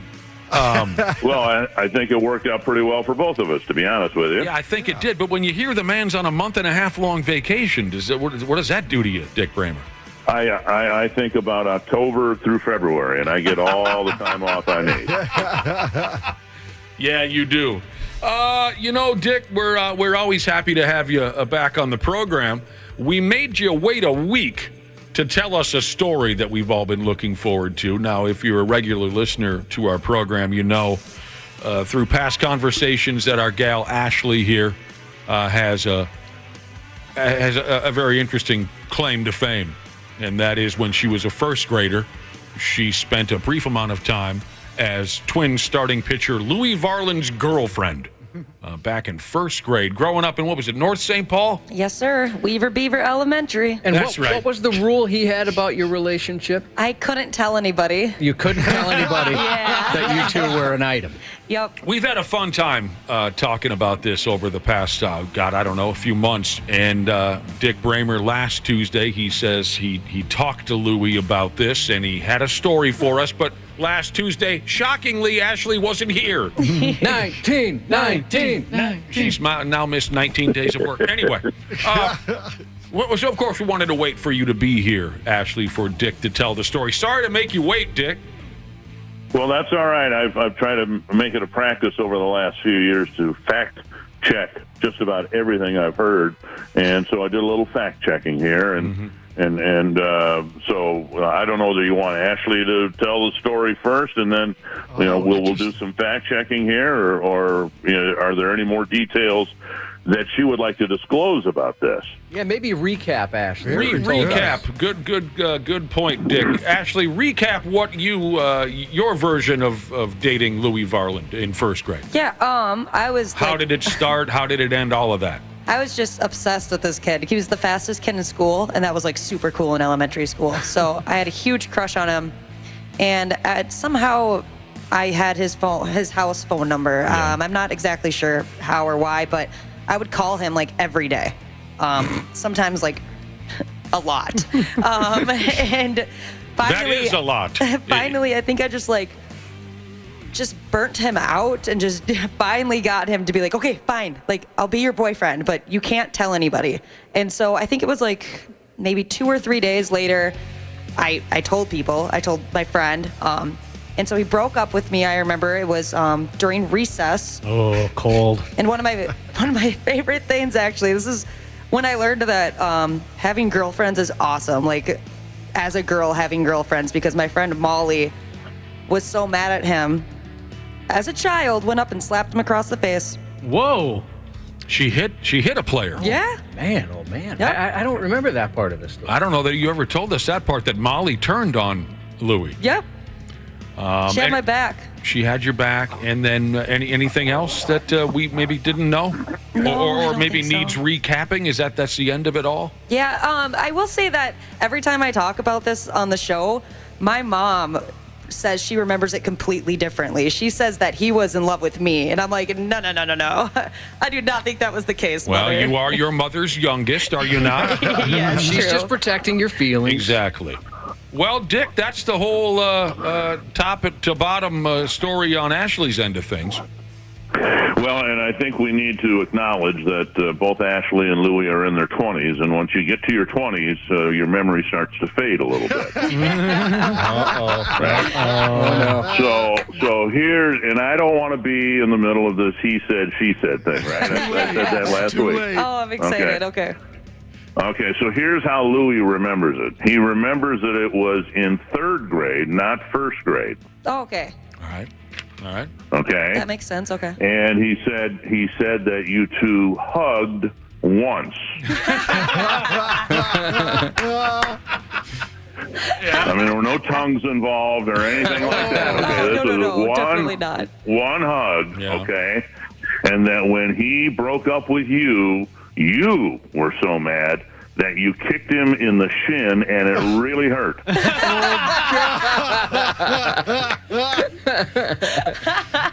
love that. Now, Dick Bremer, from having this young lady on our program for the last couple of years, I can believe every word of that kicking. Okay. Yeah. Is there Do you more? remember kicking him? No, I don't. That's awesome. Like you owe somebody an apology.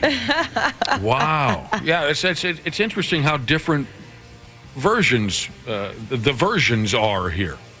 I'm going to go ahead and back Louis Varland because I'm guessing he hasn't, how should I say this, altered himself over the years the way you have, Ashley. How do I say that better? Yeah, Altered. He was a very good kid growing up. He was a good kid. You've become more violent.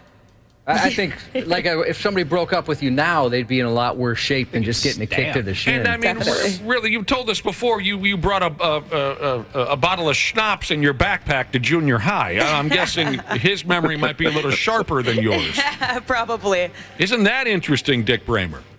Well, yeah, and I don't know anything about Ashley's background, but again, I just felt like I owed it to your listening audience to try to get, dig a little deeper, if you will, and try to get his version of it. And so good. I love that you did that. So, Dick, what was his state of mind when he told you the story? Was he happy? Was he sad? I mean, scared? Was he scared? I mean, how would you describe? Well, he was walking through.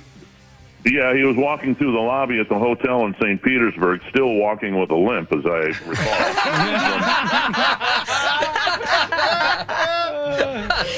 And he smiled, and I said, well, what's the deal with this girl in first grade, and she's on 93X and all that? And he goes, well, it was actually third grade. And then he told me the story about the closeness you two shared in that one hug and then the breakup. So but then you continued to, however, go to classes with him or see him in school, right? So I'm curious, and I didn't ask Louis this because it frankly was none of my business. But let's get it out here. And how did you two, when you passed each other in the hallway in school, how did you react after you broke up? Yeah. I cannot recall when I was younger, but I mean, I wouldn't consider us like best friends, but we were friends throughout school for the rest of school because we graduated together too. So Louis obviously a very forgiving person. You kicked him in the shin, and he doesn't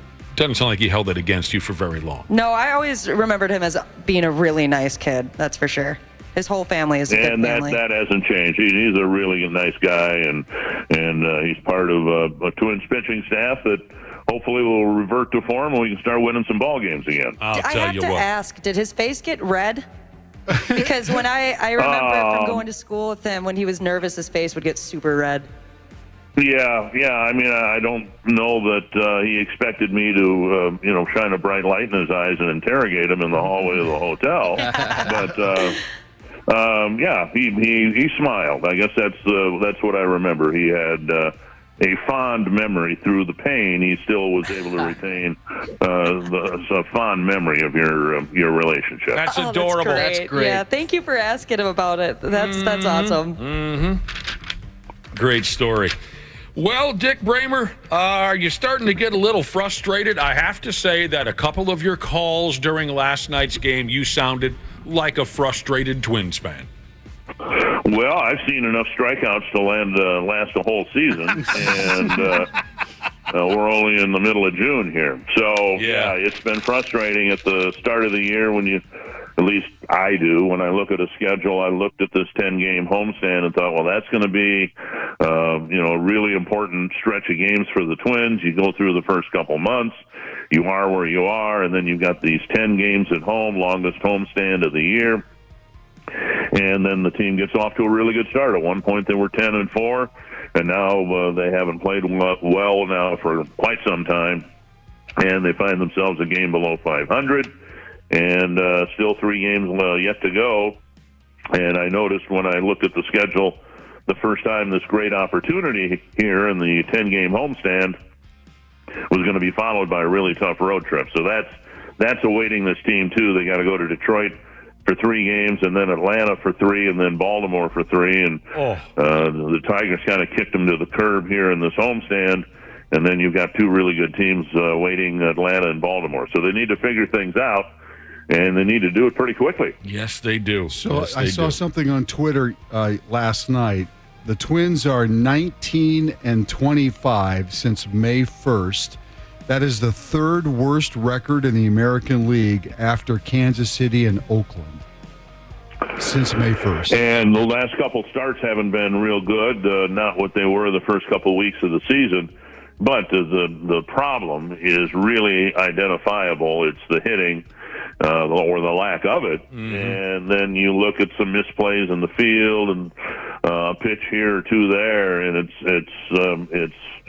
it's been frustrating. That's the perfect word for it. It's been frustrating because there's too much talent on this team for it to sit below 500, and you hope that the Twins aren't going to be falling into a category like the Padres and the Mets, where there's so much more potential there than what we're actually seeing. Absolutely. Tonight, they'll try to get right against the Red Sox, the second of 4. Bailey Ober's. Did you or Molly slap him around back in the day, Ashley? No. Bailey Ober going to start tonight against Cutter Crawford, 6:40 tonight on Bally Sports North.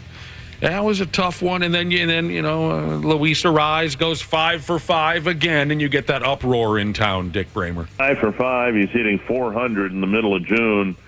And, it's good for Louis, right? I mean, we all like him. We all wish the best for him. But just when I think he had an 0 for 17 or something a few days ago, that's the type of hitter he is. And I don't think it's going to change. I don't think he's going to hit 400 for the season.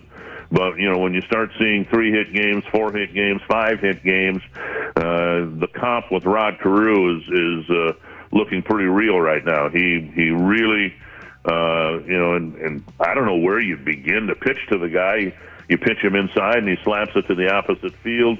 You pitch him outside, he pulls it into the corner. I mean, it's just a wonderful thing to watch him hit. And it looks like he's going to be, winning a more than just one batting title. Yeah, I think I have this correct. There's so many stats. Some of it throws me. And some of the statistics go so far back, but I think I have this right. So before the end of June, if he goes 5 for 5 again, Luis Arise, he would be only the 5th player to ever accomplish such a thing. 4 games of going 5 for 5 in a month. I think I have that correct, but don't etch that into stone. He would join Ty Cobb, Stan Musial, Tony Gwynn, and Ichiro Suzuki. I mean, he's just tearing. And there've only been 3 guys. One of them was like 120 years ago, but there've only been 3 guys who've won a batting title in back-to-back or in each league. I forget the guy's name. Back around the turn of the last century, and then DJ LeMahieu, who won one with Colorado and with the Yankees, and I mean, how'd you like to be you're hitting 330 or whatever, and you're 70 points behind the leader in the National League? That's amazing. So, right, I never even considered that. Back-to-back batting titles in after changing leagues. It's fascinating. Our listeners, speaking of stats, our listeners have been texting now. I'm sure you're aware of this. We talked about this last week. This complete games stat that was floating around last week. You know what I'm talking about, Dick Bremer? The Twins have gone 8 years since their last 9-inning complete game. Is that the one you're talking about? Yeah, 1,828, and that was the stat that was dished out a week ago. So add on the last weeks of game, 1,800 some odd days without a pitcher throw 9 innings in a game. So you're aware of it. Our listeners were wondering what you thought of it. Well, every time I see a stat like that, I just can imagine my friend Jack Morris's smirk on his face, or Bert Blyleven, or any of those guys, right? I mean, the game has changed, right? And it's really odd that you've gone that long without a 9-inning complete game when it was so commonplace not that long ago. Now, there are a lot of other teams that have gone a long time without a 9-inning complete game. But, that's really remarkable when you think about it. And that's one of the many ways in which the game has changed significantly in the last 5-10 years. Yeah, isn't that something? Absolutely. Dick Bremer, I read an interview with Dennis Eckersley yesterday. If you're a younger person, the all-time great big league relief pitcher, Dennis Eckersley, went into the Hall of Fame, many years ago. I couldn't tell you the year, but many years ago. He retired from broadcasting last season. But he said he misses broadcasting games on television and called it addicting. Is that a term that you would use, Dick? Yeah, it's very addicting, and as disappointing or frustrating, I think, is the word we use, as the last week has been for the Twins. I can't wait to get there. I mean, it's you get a fix because you really don't know from game to game what you're going to see that night. Now, the Twins may win tonight 9-3 or whatever, but you don't know how it's going to happen, and you don't know whether Bailey Ober tonight is going to pitch that 9-inning complete game. You just don't know. And I think the people who really enjoy their jobs, and Randy will tell you this too, the people who enjoy their jobs enjoy it because of the spontaneity of it. You really don't know what's going to happen from game to game, or for that matter, from inning to inning or at bat to at bat. That's a good point. It's a beautiful thing. Randy, is television news addicting? You just can't wait to get there? And I wouldn't say television news is addicting. I would just say the job itself, every day you walk in, you never know what's going to happen. So, well, you're writing up your cue cards for tomorrow right now. Fox Sports, the Twins' performance has dipped them down to 19th in the power rankings from Fox Sports. And they also added in this lineup here, who is each team's best rookie.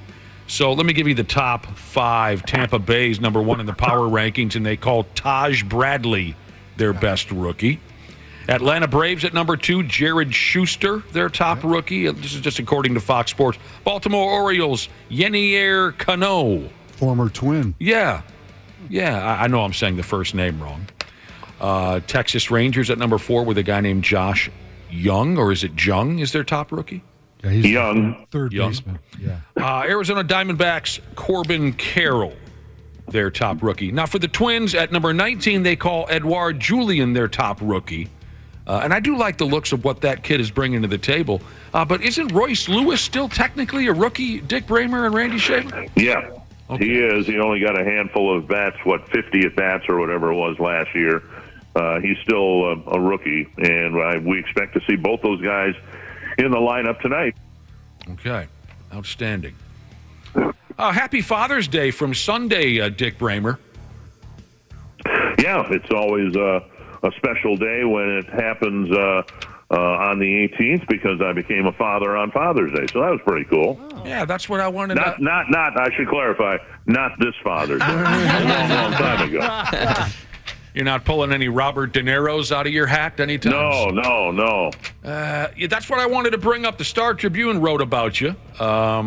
You and your strike baby son, Eric Bremer. Your son was born June 18th, 1995, during a big league strike. Yeah, that's his term for his entry into the world, and it was 9 months after the middle of the baseball strike in 94, so 94, 95. So, he's down in Pensacola, Florida, and actually he's on a road trip right now, but doing games for the AA affiliate for the Miami Marlins. That's great. Born on Father's Day, 1995. Does he sound a little bit like, people tell me I sound like my dad. Does your son Eric sound a little bit like you, Dick, on the mic? No, he doesn't. He's got his own unique voice, and the important thing is he doesn't look anything like me either. What are you kidding me? Come on. And I was sorry to hear about an old co-worker of yours and also a former Twin passing away, George Frazier, who pitched for the Twins in the championship season of 1987, died at only 68 years old. George Frazier. You guys worked television briefly together, did you not? Yeah, in 1993, George was one of my broadcast partners. I'd been working through 92 with Jim Cott, and then he left, I think, to work for a national network, ESPN, I think, and then he ended up settling doing some Yankee games, and so in 93, I believe they paired me with Tommy John, who had no connection to the Twins at all, and George Frazier. And I had 2 broadcast partners that year, and George and Tommy would kind of alternate through the course of the season. And then George left the Twins after 1 year and got settled in eventually with the Rockies and was their longtime color analyst on TV. Yeah. Randy, do you get to know George Frazier at all? A little bit. A little bit. Yeah, a little bit. The article I read described him as kind of a tough nut to crack. You know what I mean? I'm sure Dick can speak more to that than I don't remember him that much in the locker room setting after games, having to talk with him or deal with him. Well, here's one example. At one point he was asked, because there was a time when he was with the Twins, he was very highly paid for his position. Maybe even I don't know if he was the highest paid reliever at the time in 86, 87 in that wheelhouse. But a reporter asked him about the money, and he says the money's great, but it all goes to my ex-wife. Ouch. Well, he has one other footnote in Twins history. Some of us remember that Kent Herbeck, in his first game as a Twin in 1981, hit a walk-off home run because it was on the road. It was in New York, but he hit a home run in his first game in the 10th or 11th inning that led the Twins to a win. Yes, the Twins actually have won games at Yankee Stadium. At least they did back in 1981. And the Yankee pitcher that day was George Frazier, and then later they would be teammates on a World Championship team. And I related last night. I mean, for some of us, it doesn't seem that long ago. I know it was, 35 years ago, whatever it was. But, that 1987 team, we've lost 4 guys from that team already. Kirby Puckett, Joe Niekro, Don Baylor, and a couple of days ago, George Frazier. Isn't that something to think about that? Oh, man. Don Baylor was, I loved watching Don Baylor play before he became a Minnesota Twin. Briefly, he was only with the team for that 87 run, correct, Dick Bremer? He came either at the end of July or at the end of August, I want to say. Yeah. I think it was August. He had cleared waivers, and the Twins picked him up. And, I worked games with Roy Smalley, and Roy would go on and on if you asked him about how important Don Baylor was to that crew. Because, nobody else had gone through the postseason before, the pressures, the media onslaught, all of that. But Don had done that, and I think he was kind of a rock in that clubhouse in terms of, let's see how Don handles this and how he handles that. And I think even though he only hit 1 home run in a Twins uniform, and it was in Game 6 of the World Series, I think he was a critical component of that Twins team in 87. No doubt. That stuff's so much fun to talk about, and it never gets old to me. Like I was saying, Don Baylor was just, when he was playing for the California Angels, I thought he was, I loved his straight-up batting stance. I loved how cool he looked at the plate. Big, strong guy. Back in the mid to late 80s, he was one of the bigger guys. Now I wonder what he'd look like compared to what we got going on today, I think he's still the answer to a trivia question: who's the only player to play in 3 straight World Series for 3 different teams? Oh, wow. He was with the Red Sox in 86, the Twins in 87, and the Oakland A's in 1988. Absolutely. That's great. That is great. Yeah. 4 guys now gone from the 87 team. It's a shame. Here's the deal, Dick. We got to get going, and we know we won't be talking to you for a couple of weeks. You're going to be out on the West Coast, then we got the All-Star break. So, keep her going, and hopefully things will get better for our ball club. Well, I believe I'm on the East Coast next week, and so I think we're still on for next week. Well, somebody told me you weren't going to be on. Who's We're this? on vacation next week. We're on. No, we're not. Oh, no. Yeah. Okay, yeah, we're good next week, but then it's going to be 3 weeks in a row without Dick. Well, then forget about this emotional goodbye. I guess for God's sake, we'll save our emotional goodbye for next time around. Dick, tonight, 6:40, you and the Twins and the Sox, and thank you for your time. We'll talk to you. Next Tuesday. Next Tuesday, Dick Bremer. Thank you very much. There he goes. Hopefully things can pick up for the Twins, man, I'll tell you. Struggling, Randy. Yeah. Struggling a little bit. Quick baseball note. Otherwise, I was telling you about this yesterday. It's already over. LSU college baseball fans have already broke the Jell-O shots record.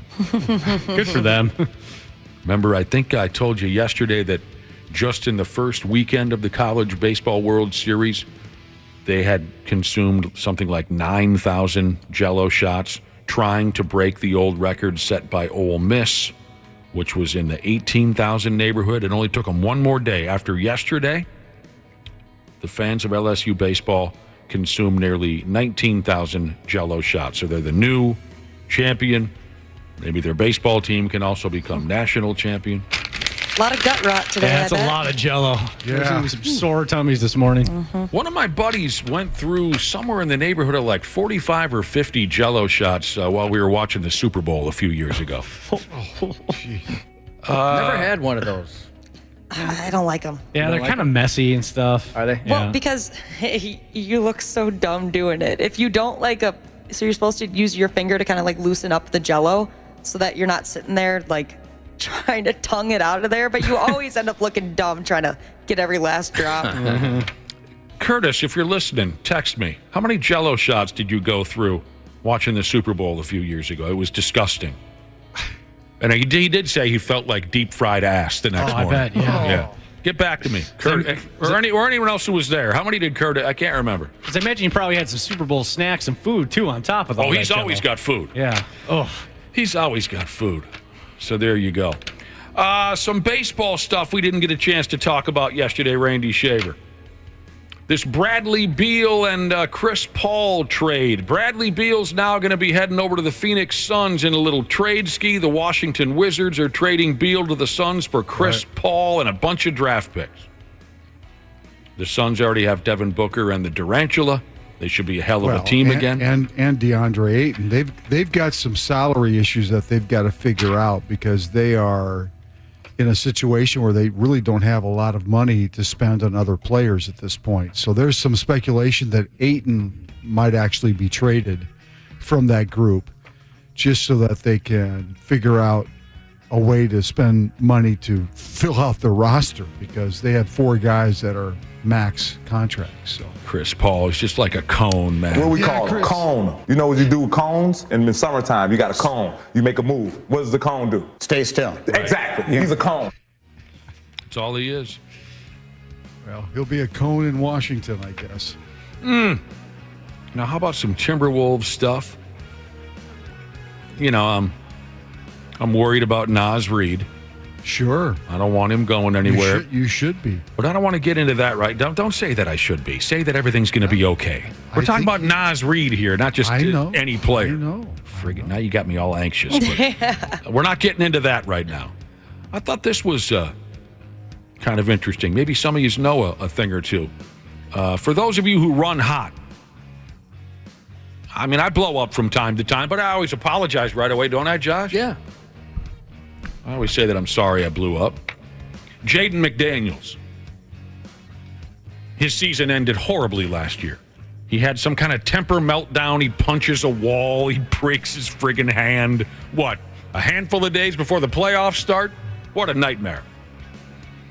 I was reading something or another here about Jaden McDaniels has been trying an app, and you guys will have to fill me in.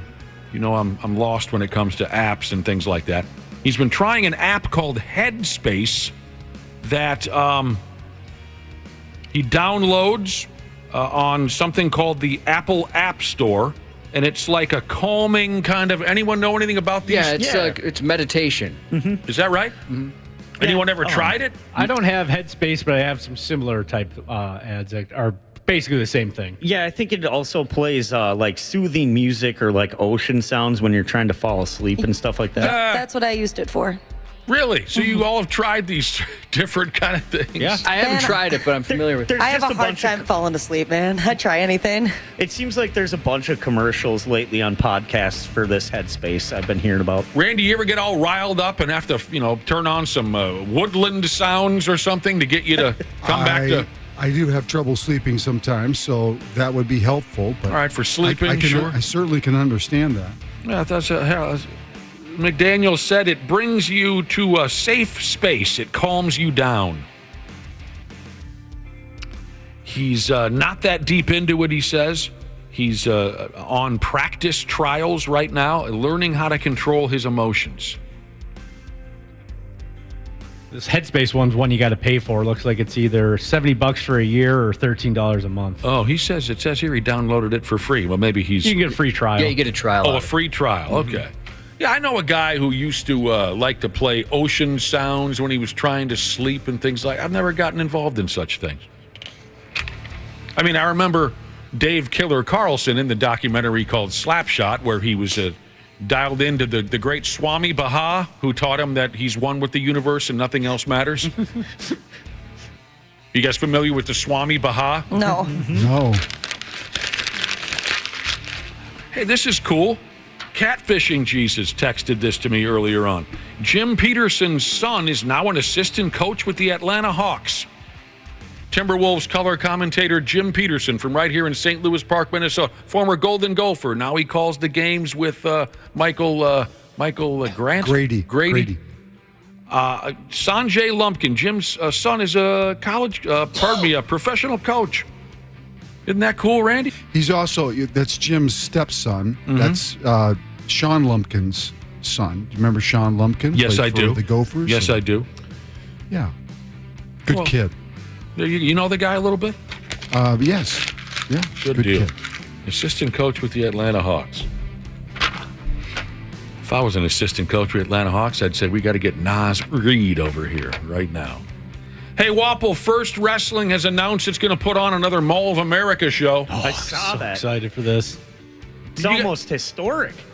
Why do you say it's almost historic? Because this is only the second time wrestling promotion has been back. Like, they never did WCW again. Right. WCW had the very first episode of Monday Nitro at the Mall of America in 1995. I remember watching it on television. Mm-hmm. Then First Wrestling went back there last year, and now they're doing it again. Did I piece that all together properly? Yep. You guys went last year? I went last time, yeah. It was a lot of fun. Wapo, you didn't make it last year? No, I didn't. Well, your landlord had something going on? Yeah, I think we did. Plus, I think I missed out on tickets, and I didn't want to be up in the rotunda. Why not? They could have thrown you off the rotunda. I think that's probably why. A table covered in thumbtacks or afraid something. of heights. I'd be looking down the whole time. I would not like that. That is true. Poor Wobble. See, I mean, I'm afraid of heights too, but you can't even, you wouldn't be able to handle the stand up there on the rotunda? Oh, no. Oh, no. Wouldn't that be something if you just blah, over the rail? Oh, God. Just puke all over the Atomic Thunder Frog. Oh, I'm happy for Eric Cannon, the anarchist. It is pretty incredible what he and they have been able to do. Yeah. How big they've made this. Many, many years ago when I was out to watch the First Avenue gang wrestle, this is back when nobody showed up, they had a brand new ring announcer. And everybody who, the regulars like myself and my buddies, we knew that Eric Cannon's handle was he was the anarchist. And he came out to the old Sex Pistols song, I am an anti. And he was dressed like he just held up a Hot Topic. You know what I'm saying? He was the anarchist, but the announcer was brand new. And the announcer goes, entering the ring at this time, the anarchist, Eric Cannon. What the hell is anarchy? We're happy for the guy. He's doing. Last year, Orange Cassidy showed up. So did Wapple. Rob. Oh, damn. I thought you were going with Adam Cole. It's gonna be. I had it here and I lost it. September. Who has it here? Yeah, yep, September 9th at the Mall of America Rotunda. I bet you'd enjoy that, Randy Shaver, and then you could go down to. Payless and get some reasonable footwear. That sounds like a great day. Yeah. Pick yourself out some New Balance or something like that. Yeah. Randy's already doing laps, getting some exercise, so he's already going to be there. That's right. Exactly. Well. Hey, part of the senior sneakers program over there? That's right. It's coffee from home.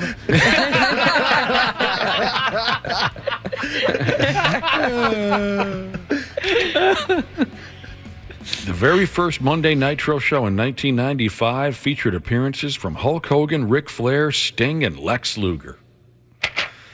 Whoo-wee. Well, I'm excited to see who they might be able to schedule. Definitely. The type of characters. I love the local folks, don't get me wrong, but maybe they'll be able to drag an Adam Cole Bebe or an FTR kind of a thing, you know? That'd be sweet. Speaking of wrestling, good old JR is going to step away from AEW for a few days. Did you see he took a terrible fall? That was a black eye. Did you see the pictures of JR with his black eye? Oh, boy. He fell down and whacked his noggin on something or another, and then he called their pay-per-view last Saturday, and he sounded terrible, so he just said, look, I'm going to go home for a few days and rest. I wonder, when JR begins to fall, does he call the play-by-play as he's going down? Oh, Lord, no! You know, something like that. Oh, by God, they killed him! How does a black eye even get that dark? Oh, my gosh, I've never seen one like that. Yeah, when I read black eye, I was expecting, kind of brownish color. No, it's just pure black. Yeah. He's got a big fat shiner. Looks like he put eyeliner on. Maybe he landed on a bucket of his barbecue sauce or something like that. So painful. JR, I hope he never goes away, but he's in tough shape. Oh, what else is going on here, Randy Shaver? Wow, the offers for the Las Vegas Golden Knights keep getting better and better. Remember, there was an offer before the Stanley Cup final was decided. There was a boom room there in Vegas that said if they won it all, sure, they would get free lap dances for life and VIP membership to their club until the day that they die. All right. Now that they have won it all, there are sex workers in Vegas that are offering them, Randy Shaver, offering the roster a free orgy.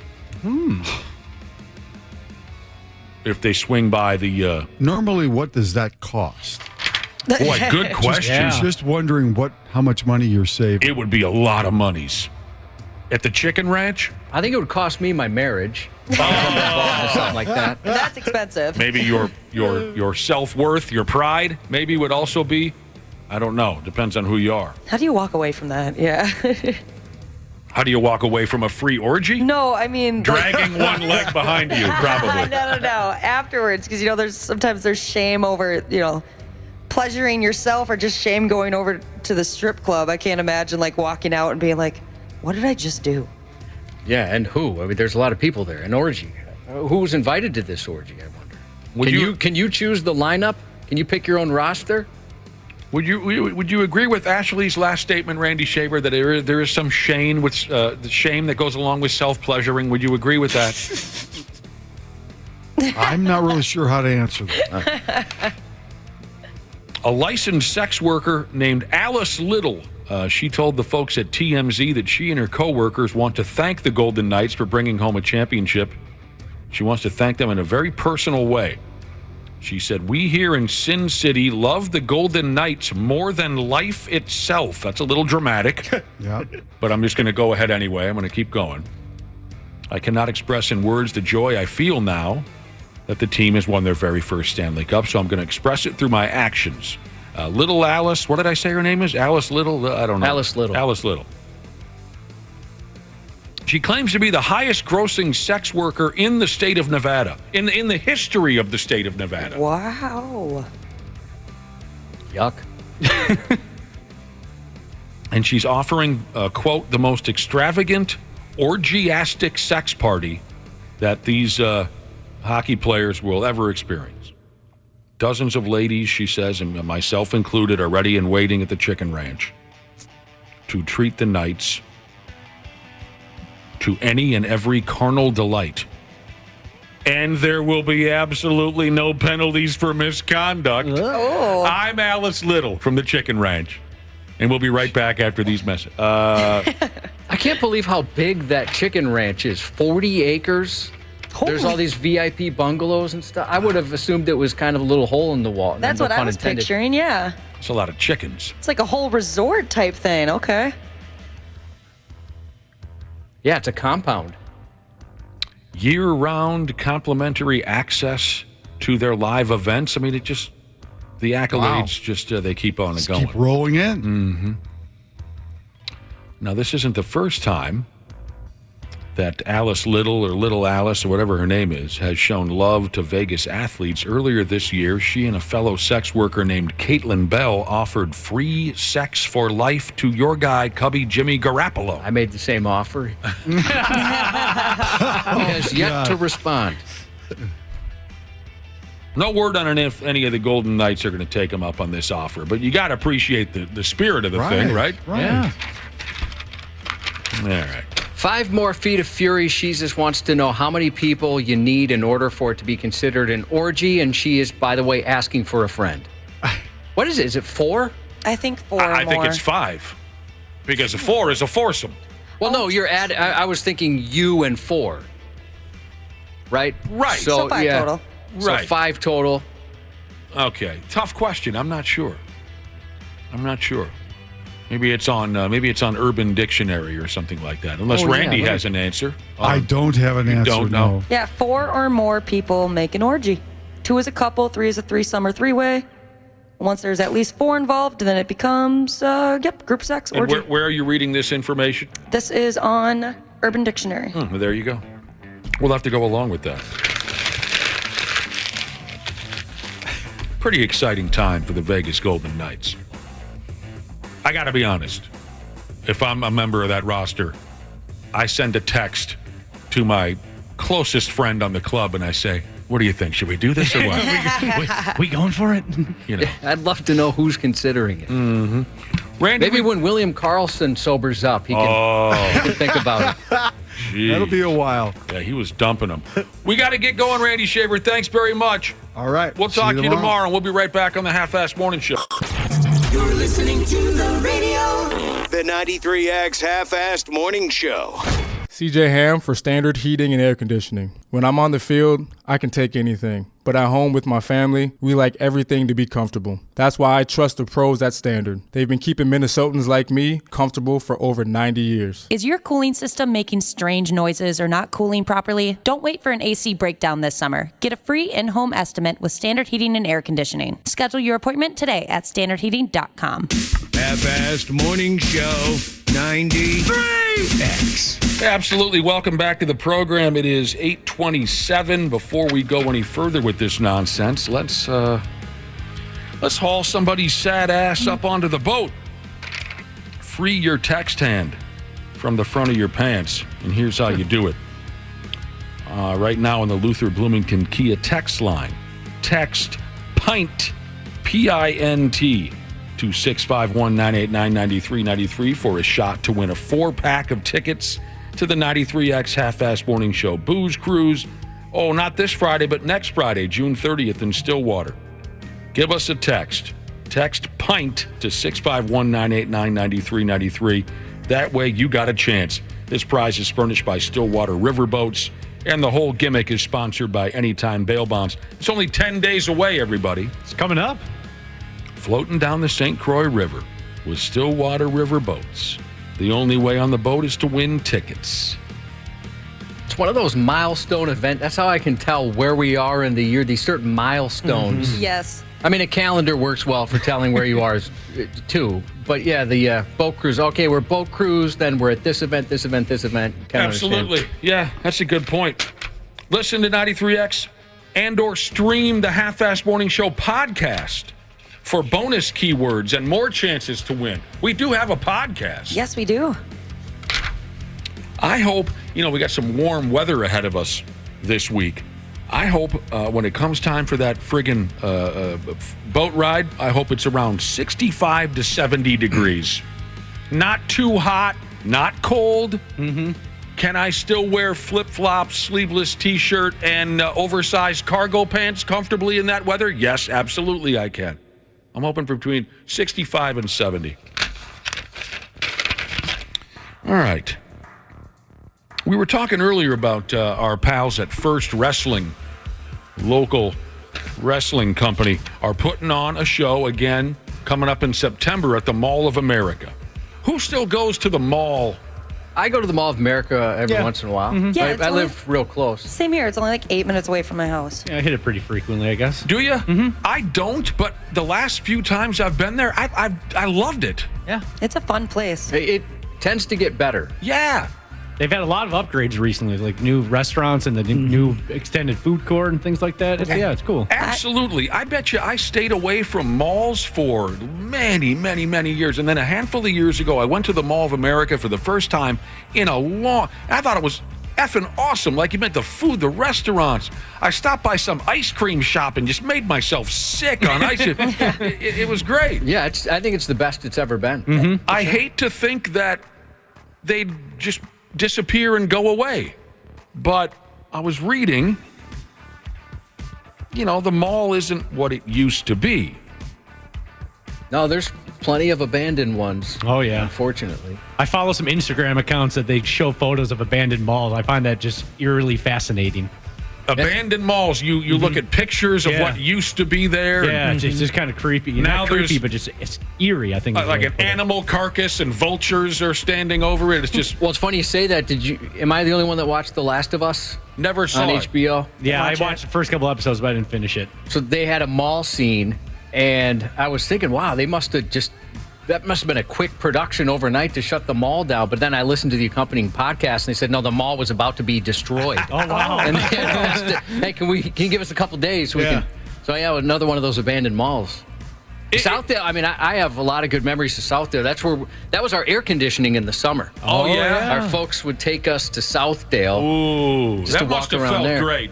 100-degree day, middle of summer, you got no AC at the house. You spend the whole day there. Just maybe hit up Orange Julius if your dad got a bonus or something. Here's the deal. And then that's where you go to pick up chicks. Absolutely. When we were in high school. Absolutely. Bike over there. Or at least, attempt to. Watch them go by and recognize them from school and pray for the balls to actually approach them. But I was just reading about malls not being what they used to be. They say here, if you remember going to the mall and if you remember how it was the best possible way to spend a spare Saturday, you're probably old, but you're not alone. Half of us miss going to the mall, according to a new report. Well, it's so different now. I mean, you know where your friends... some people share their locations on their phones with friends. Yeah. Where back then you just assumed, well, people are going to be at the mall. That's probably where we'll run into people. 61% of us wish that malls would have some kind of a revival, some kind of a comeback. I still, even though I think we discuss this once or twice a month, we define what a Gen Zer is and what I forget it. Yeah. I forget it immediately. I don't know what it means to be a Gen Zer, but it says that group is the most likely to want a mall revival. Our favorite things we miss about shopping malls are as following: the convenience of having multiple stores in one spot. I still go straight for the hat shop, just like when I was a kid. Cute. Well, you can't miss one. They have like 19 lid stores at the mall these days. I know, I love that about it. Yeah, You're right. It's like what? There's two right next to each other. What's the point of that? Yeah, the last time, like I was saying, the last time I went to the mall, I had a riot. I loved it. I thought it was just so improved from what I remember the mall to be. Mm-hmm. And a lot of my joy came from, like I already mentioned, hitting the bars and the restaurants. But I still go straight for the hat shop, and I look at 7 or 8 hats, and I think I'm going to buy them, and then I walk out. You know what I mean? Yeah, I love can't doing make that. a decision, and plus they're so expensive. I feel like now I'm too old to walk into Spencer Gifts and sift through the dirty posters. Yeah. Yeah. Josh, am I too old to go and look at the... Probably. I mean, they got a lot of dirty stuff there. I loved that when I was a kid, I would look through the dirty posters. Maybe when you go in, though, just immediately state your intention. Hi, I'm looking for something for my niece. Or I'm looking for a prize for my nephew. And then he's in the dirty section? Oh, yeah, that's a good that point. got a little weird. Yeah. Not my niece, dude. Okay. Do you know what a niece is? What's that? That'd be a bad idea. Yeah. Hey, where's the dirty posters? I want to get something from my niece. Yeah. Here's what else we miss: window shopping. We also miss the food court. Love the food court, arcades. When I was a kid, those were the hot spots. I remember that was the only place I could get Panda Express was the Maplewood Mall by my house. That was like the prime reason I ever went there. Sure, great answer with the arcade, Josh. I would have forgotten, even though it wasn't that long ago, we were telling you about how lawless and really honestly dangerous the arcade was back in the 80s. Yeah, I feel that's the same now. The mall that I grew up going to, they never had an arcade. What? Sucks to be your mall. Can't even call it a mall then. Yeah, the food court, great. All that wonderful fast food all in one place. You got so much to choose from. That's a family relationship saver. The food that court? it's all in one place. So true. So, like, you're out with the family, everyone's pissy, but then you bring them over to Burger King and load them full of delicious... you don't have to all agree on one thing. Everyone gets their own choice. Oh, sure, I see what you mean. And also something we miss, cruising around the mall with friends, just walking around, like we were saying, checking out the chicks. Oh, you know what? They missed something from this, what we miss about the mall. Shoplifting. I don't think I've ever shoplifted at a mall before. The top reasons we still go: to visit a certain store, to try something on, to go to the food court, or there's a movie at the theater that you want to see. 6 in 10 Americans admit they prefer shopping online now. Oh, I hate shopping online. Why do you hate shopping online? Because I know if I get something and it does not fit, I am never going to send it back. So it's just going to be a waste of money. You don't know how to send it back, or you're just too lazy? You don't want to go through the A hassle? little bit of both, yeah. Just go dump it off at Kohl's if you got it from Amazon. Oh, yeah, you guys were telling me that I could do that. Yeah, it's real slick. That's going to change my life. 6 in 10 Americans admit they prefer shopping online now. So that's, unless that changes, malls, we might continue to see them disappear. My favorite places to go at the Mall of America, one was Ribicki Cheese. Rest in peace. Or unless they relocated it and I haven't found it. Rest in peace. I've tried every single cheese from that place. Was and that they the have, cheese like, joint hundreds. that was all decorated in Green Bay Packers stuff? Yeah, I think so. Yep. And There's they one always at the have mall. cheese samples Is in it the Mall of front. America? No, that's the one I'm talking about. It's not there anymore. Okay. Oh, it's not? Yeah, because it's also close to the alpaca store, which is my other favorite store at the Mall of America. What did they want for an alpaca over there at the... A stuffed alpaca? I think they're like $40. Back in the day, you probably would have found me and Cubby over at the record store. Heck yeah. Sam Goody? Whatever. I don't care what it was called. But I love to sift through the record. Kind of like the hats. I'd look at 6 or 7 albums. I'd pretend like I was going to buy them, but then I would walk out, unfortunately. I remember one time being at, it was one of the huge moments in high school for us. We were at Sam Goody, and the new Eminem CD was coming out in like a couple weeks, but they released it early. They got it in. They decided to start selling it. So we bought up a bunch of copies, immediately called up all our friends. Like, dude, we got a new copy. So that seems like such a foreign concept these days, you know? You have to wait in line. Yeah. You can just download it at midnight. You're not going to get a Wetzel's Pretzels just by downloading it at midnight. You got to go to a mall for something like that. So they're more or less saying that there's a chance that one day, well, maybe it's already happened, malls will be completely, as Matt Hardy would say, Wapple, obsolete! Delete, delete, delete. It should come as no shock. I had a friend who went to the Burnsville Mall recently, and it shouldn't surprise anybody that's not doing too hot these days. Yeah, that one's been rough for a while. It has been a long time. It's been The rough. one and only time I shoplifted was from Burnsville Mall. Was it? Yeah. And I went there because it's not my usual mall. Oh, smart. Because if you get the lifetime ban, it's not, your normal mall. You planned ahead. So while we're on the topic, let's see, what does this say? Oh, wow. Well, I was talking about shoplifting at the mall. Door hauling Jesus says, I once walked into a gift store with an empty duffel bag and walked out with it full. To this day, I still regret it, but that was the thing to do as a teenager, shoplift. Yeah. So, there are many other things that have become obsolete.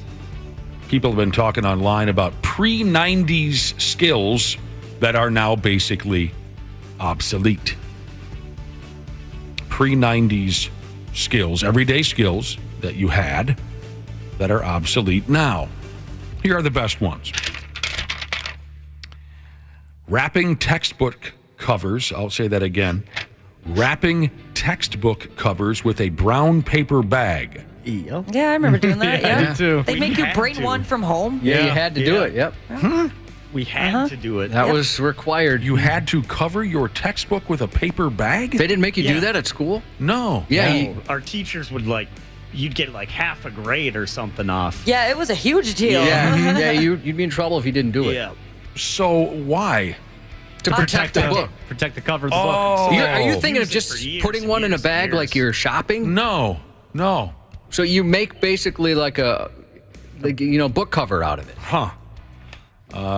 In my high school too, then it became trendy. You didn't bring a brown paper bag, and you had to bring like an Abercrombie bag in the cover. Oh of it. yeah, I remember that. Yep, I had a Hollister bag. Heck yeah. All right, so, oh, God, I just smashed my own teeth into the microphone. They say textbooks are mostly online now.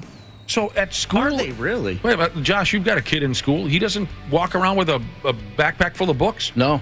Really? They give him iPads now. What me running. I had no idea, but I should have figured. They have library books. That's good. But he's in... he's moving on to middle school, so it might be different there. But there isn't a math My other book? kids did. They had books. Okay, but now there's not... Your kid doesn't have a backpack, a math book, There's like English a packet. book. They get packets, like F me. print-offs. I was going to say, we did all that covering for nothing. Yeah, now it's... At least at his school, it's print-offs. Like, they just print them, and then everything else is on the iPad. Another pre-90s skill that doesn't matter to anyone anymore. The ability to unknot curly telephone wires to get all the curls facing the right way. I try to do that every single day with this headphone cord. Yep, me too. Yep. I was going to say, I still have the same skill. The headphone cord. Landline phones are gone. My mom's got one. She still got one. Yeah, my folks still have a landline. I kind of miss... See, I never learned that unknotting a curly telephone wire because at my folks' place, they never wanted to upgrade the wire. It was, I don't know, this effing long? How long is this, Josh? Two and a half feet? Yeah, so if you were on the friggin' telephone at my folks' place, you had to be standing right next to the effing phone. Well, we did. Ours was mounted on the wall. Yeah. And then, so you're talking about just gotcha. Yeah. I remember taking the phone, like, we had a really long cord. Yeah, I was always jealous of my friends because they could walk out of the room, and my folks' place, you couldn't do that. That's all we had, too. And I remember you would drop the phone down the staircase. You would hold one end, but then you would drop the phone down. My mom did that, too. It would straighten the cord for you. Yep. It was a lot easier. What? So you had a long-ass cord. You could leave the room and talk to your bros about pot smoking or whatever you were doing Yeah, back. but then if you got, it went all different ways. Yeah, you'd just drop it down the staircase and it would make itself curl back up. Another skill that doesn't matter anymore, karate chopping your television to fix the reception. Just give that sumbitch a whack. Remembering phone numbers. Yeah. I try to. I only know, really, I know mine. I know my wife. My wife made me learn hers when we first started dating. Dude, I love that because I've been trying to get my boyfriend to remember mine. Is that right? Yeah, and he can't. I have one of the easiest numbers too. I don't even know area codes to most of. I'd be totally lost. So I know mine, I know my wife's, and then I know ones that I knew before cell phones. Yep. Yeah, exactly. I was going to say, I still know 4 of my best friends' home phone numbers. Yeah, I still remember some of those. I could maybe 5 or 6 or 7 of my buddies from when we were kids. I remember what their old home phone numbers were because I don't even remember the last time I typed in a contact's phone number. Usually they just call and then I save it. Yeah. That type of thing. Yeah. Or vice versa. And like we've talked about before, the rotary phone. Oh, God, when you misdialed, especially a high number, that was such a pain. That's all we had was the rotary. For you Dice fans. Again, we're discussing skills you had back in the day, pre-90s, they're saying, that are now obsolete. The ability to make and count out change for a purchase.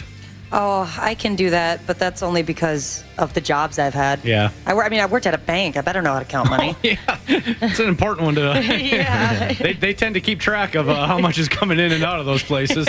They say here that the ability to make and count out change for a purchase is even an expiring skill for cashiers.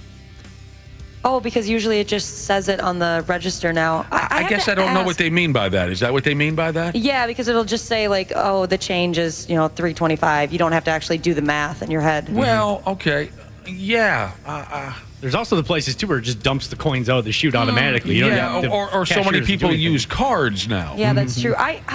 Do you guys, when you count money, say you're doing like, I don't know, you're just counting money, do you guys count up or down? I'm not sure what you mean. Because how do you I count know a down? lot of people will like say, I give you a 10 and you have to give me $4 back. They'll go 6, 7, 8, 9, 10. Okay, here's $4. But I'm just like, 1, 2, 3, 4. I guess then I count up. Okay. But Interesting. I'm used to hundreds. That's where I got deal confused. dollar bills. Yeah, I had a brief 3 or 4 month career at a cashier, as a cashier, I should say, at a little convenience store in my neighborhood. Didn't last very long.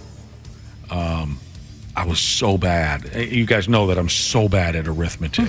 So bad at arithmetic. But, I mean, yeah, it would tell me on the register what I owed the customer.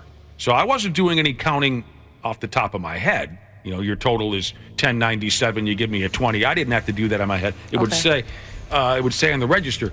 But what would F me up? I hated these people.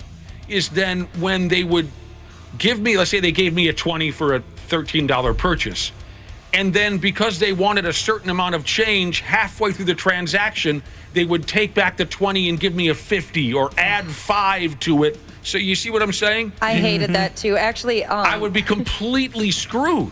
When I worked at a bank, that was a way of people to like try to get more money from you. Like that was those one scams? thing they taught me. Yeah, like don't let them do that in the middle of you counting. Like tell them to stop talking. You're counting. If that was what they were doing to me, it worked every time because I cannot do simple math. I couldn't then. I can't now. I'm horrible with simple math. No one will play cribbage with me because I can't. So I would always have to. I would ask the customer when they give me a different dollar amount or something to try to get some. I would say, well, then what do I owe you? And I would just give.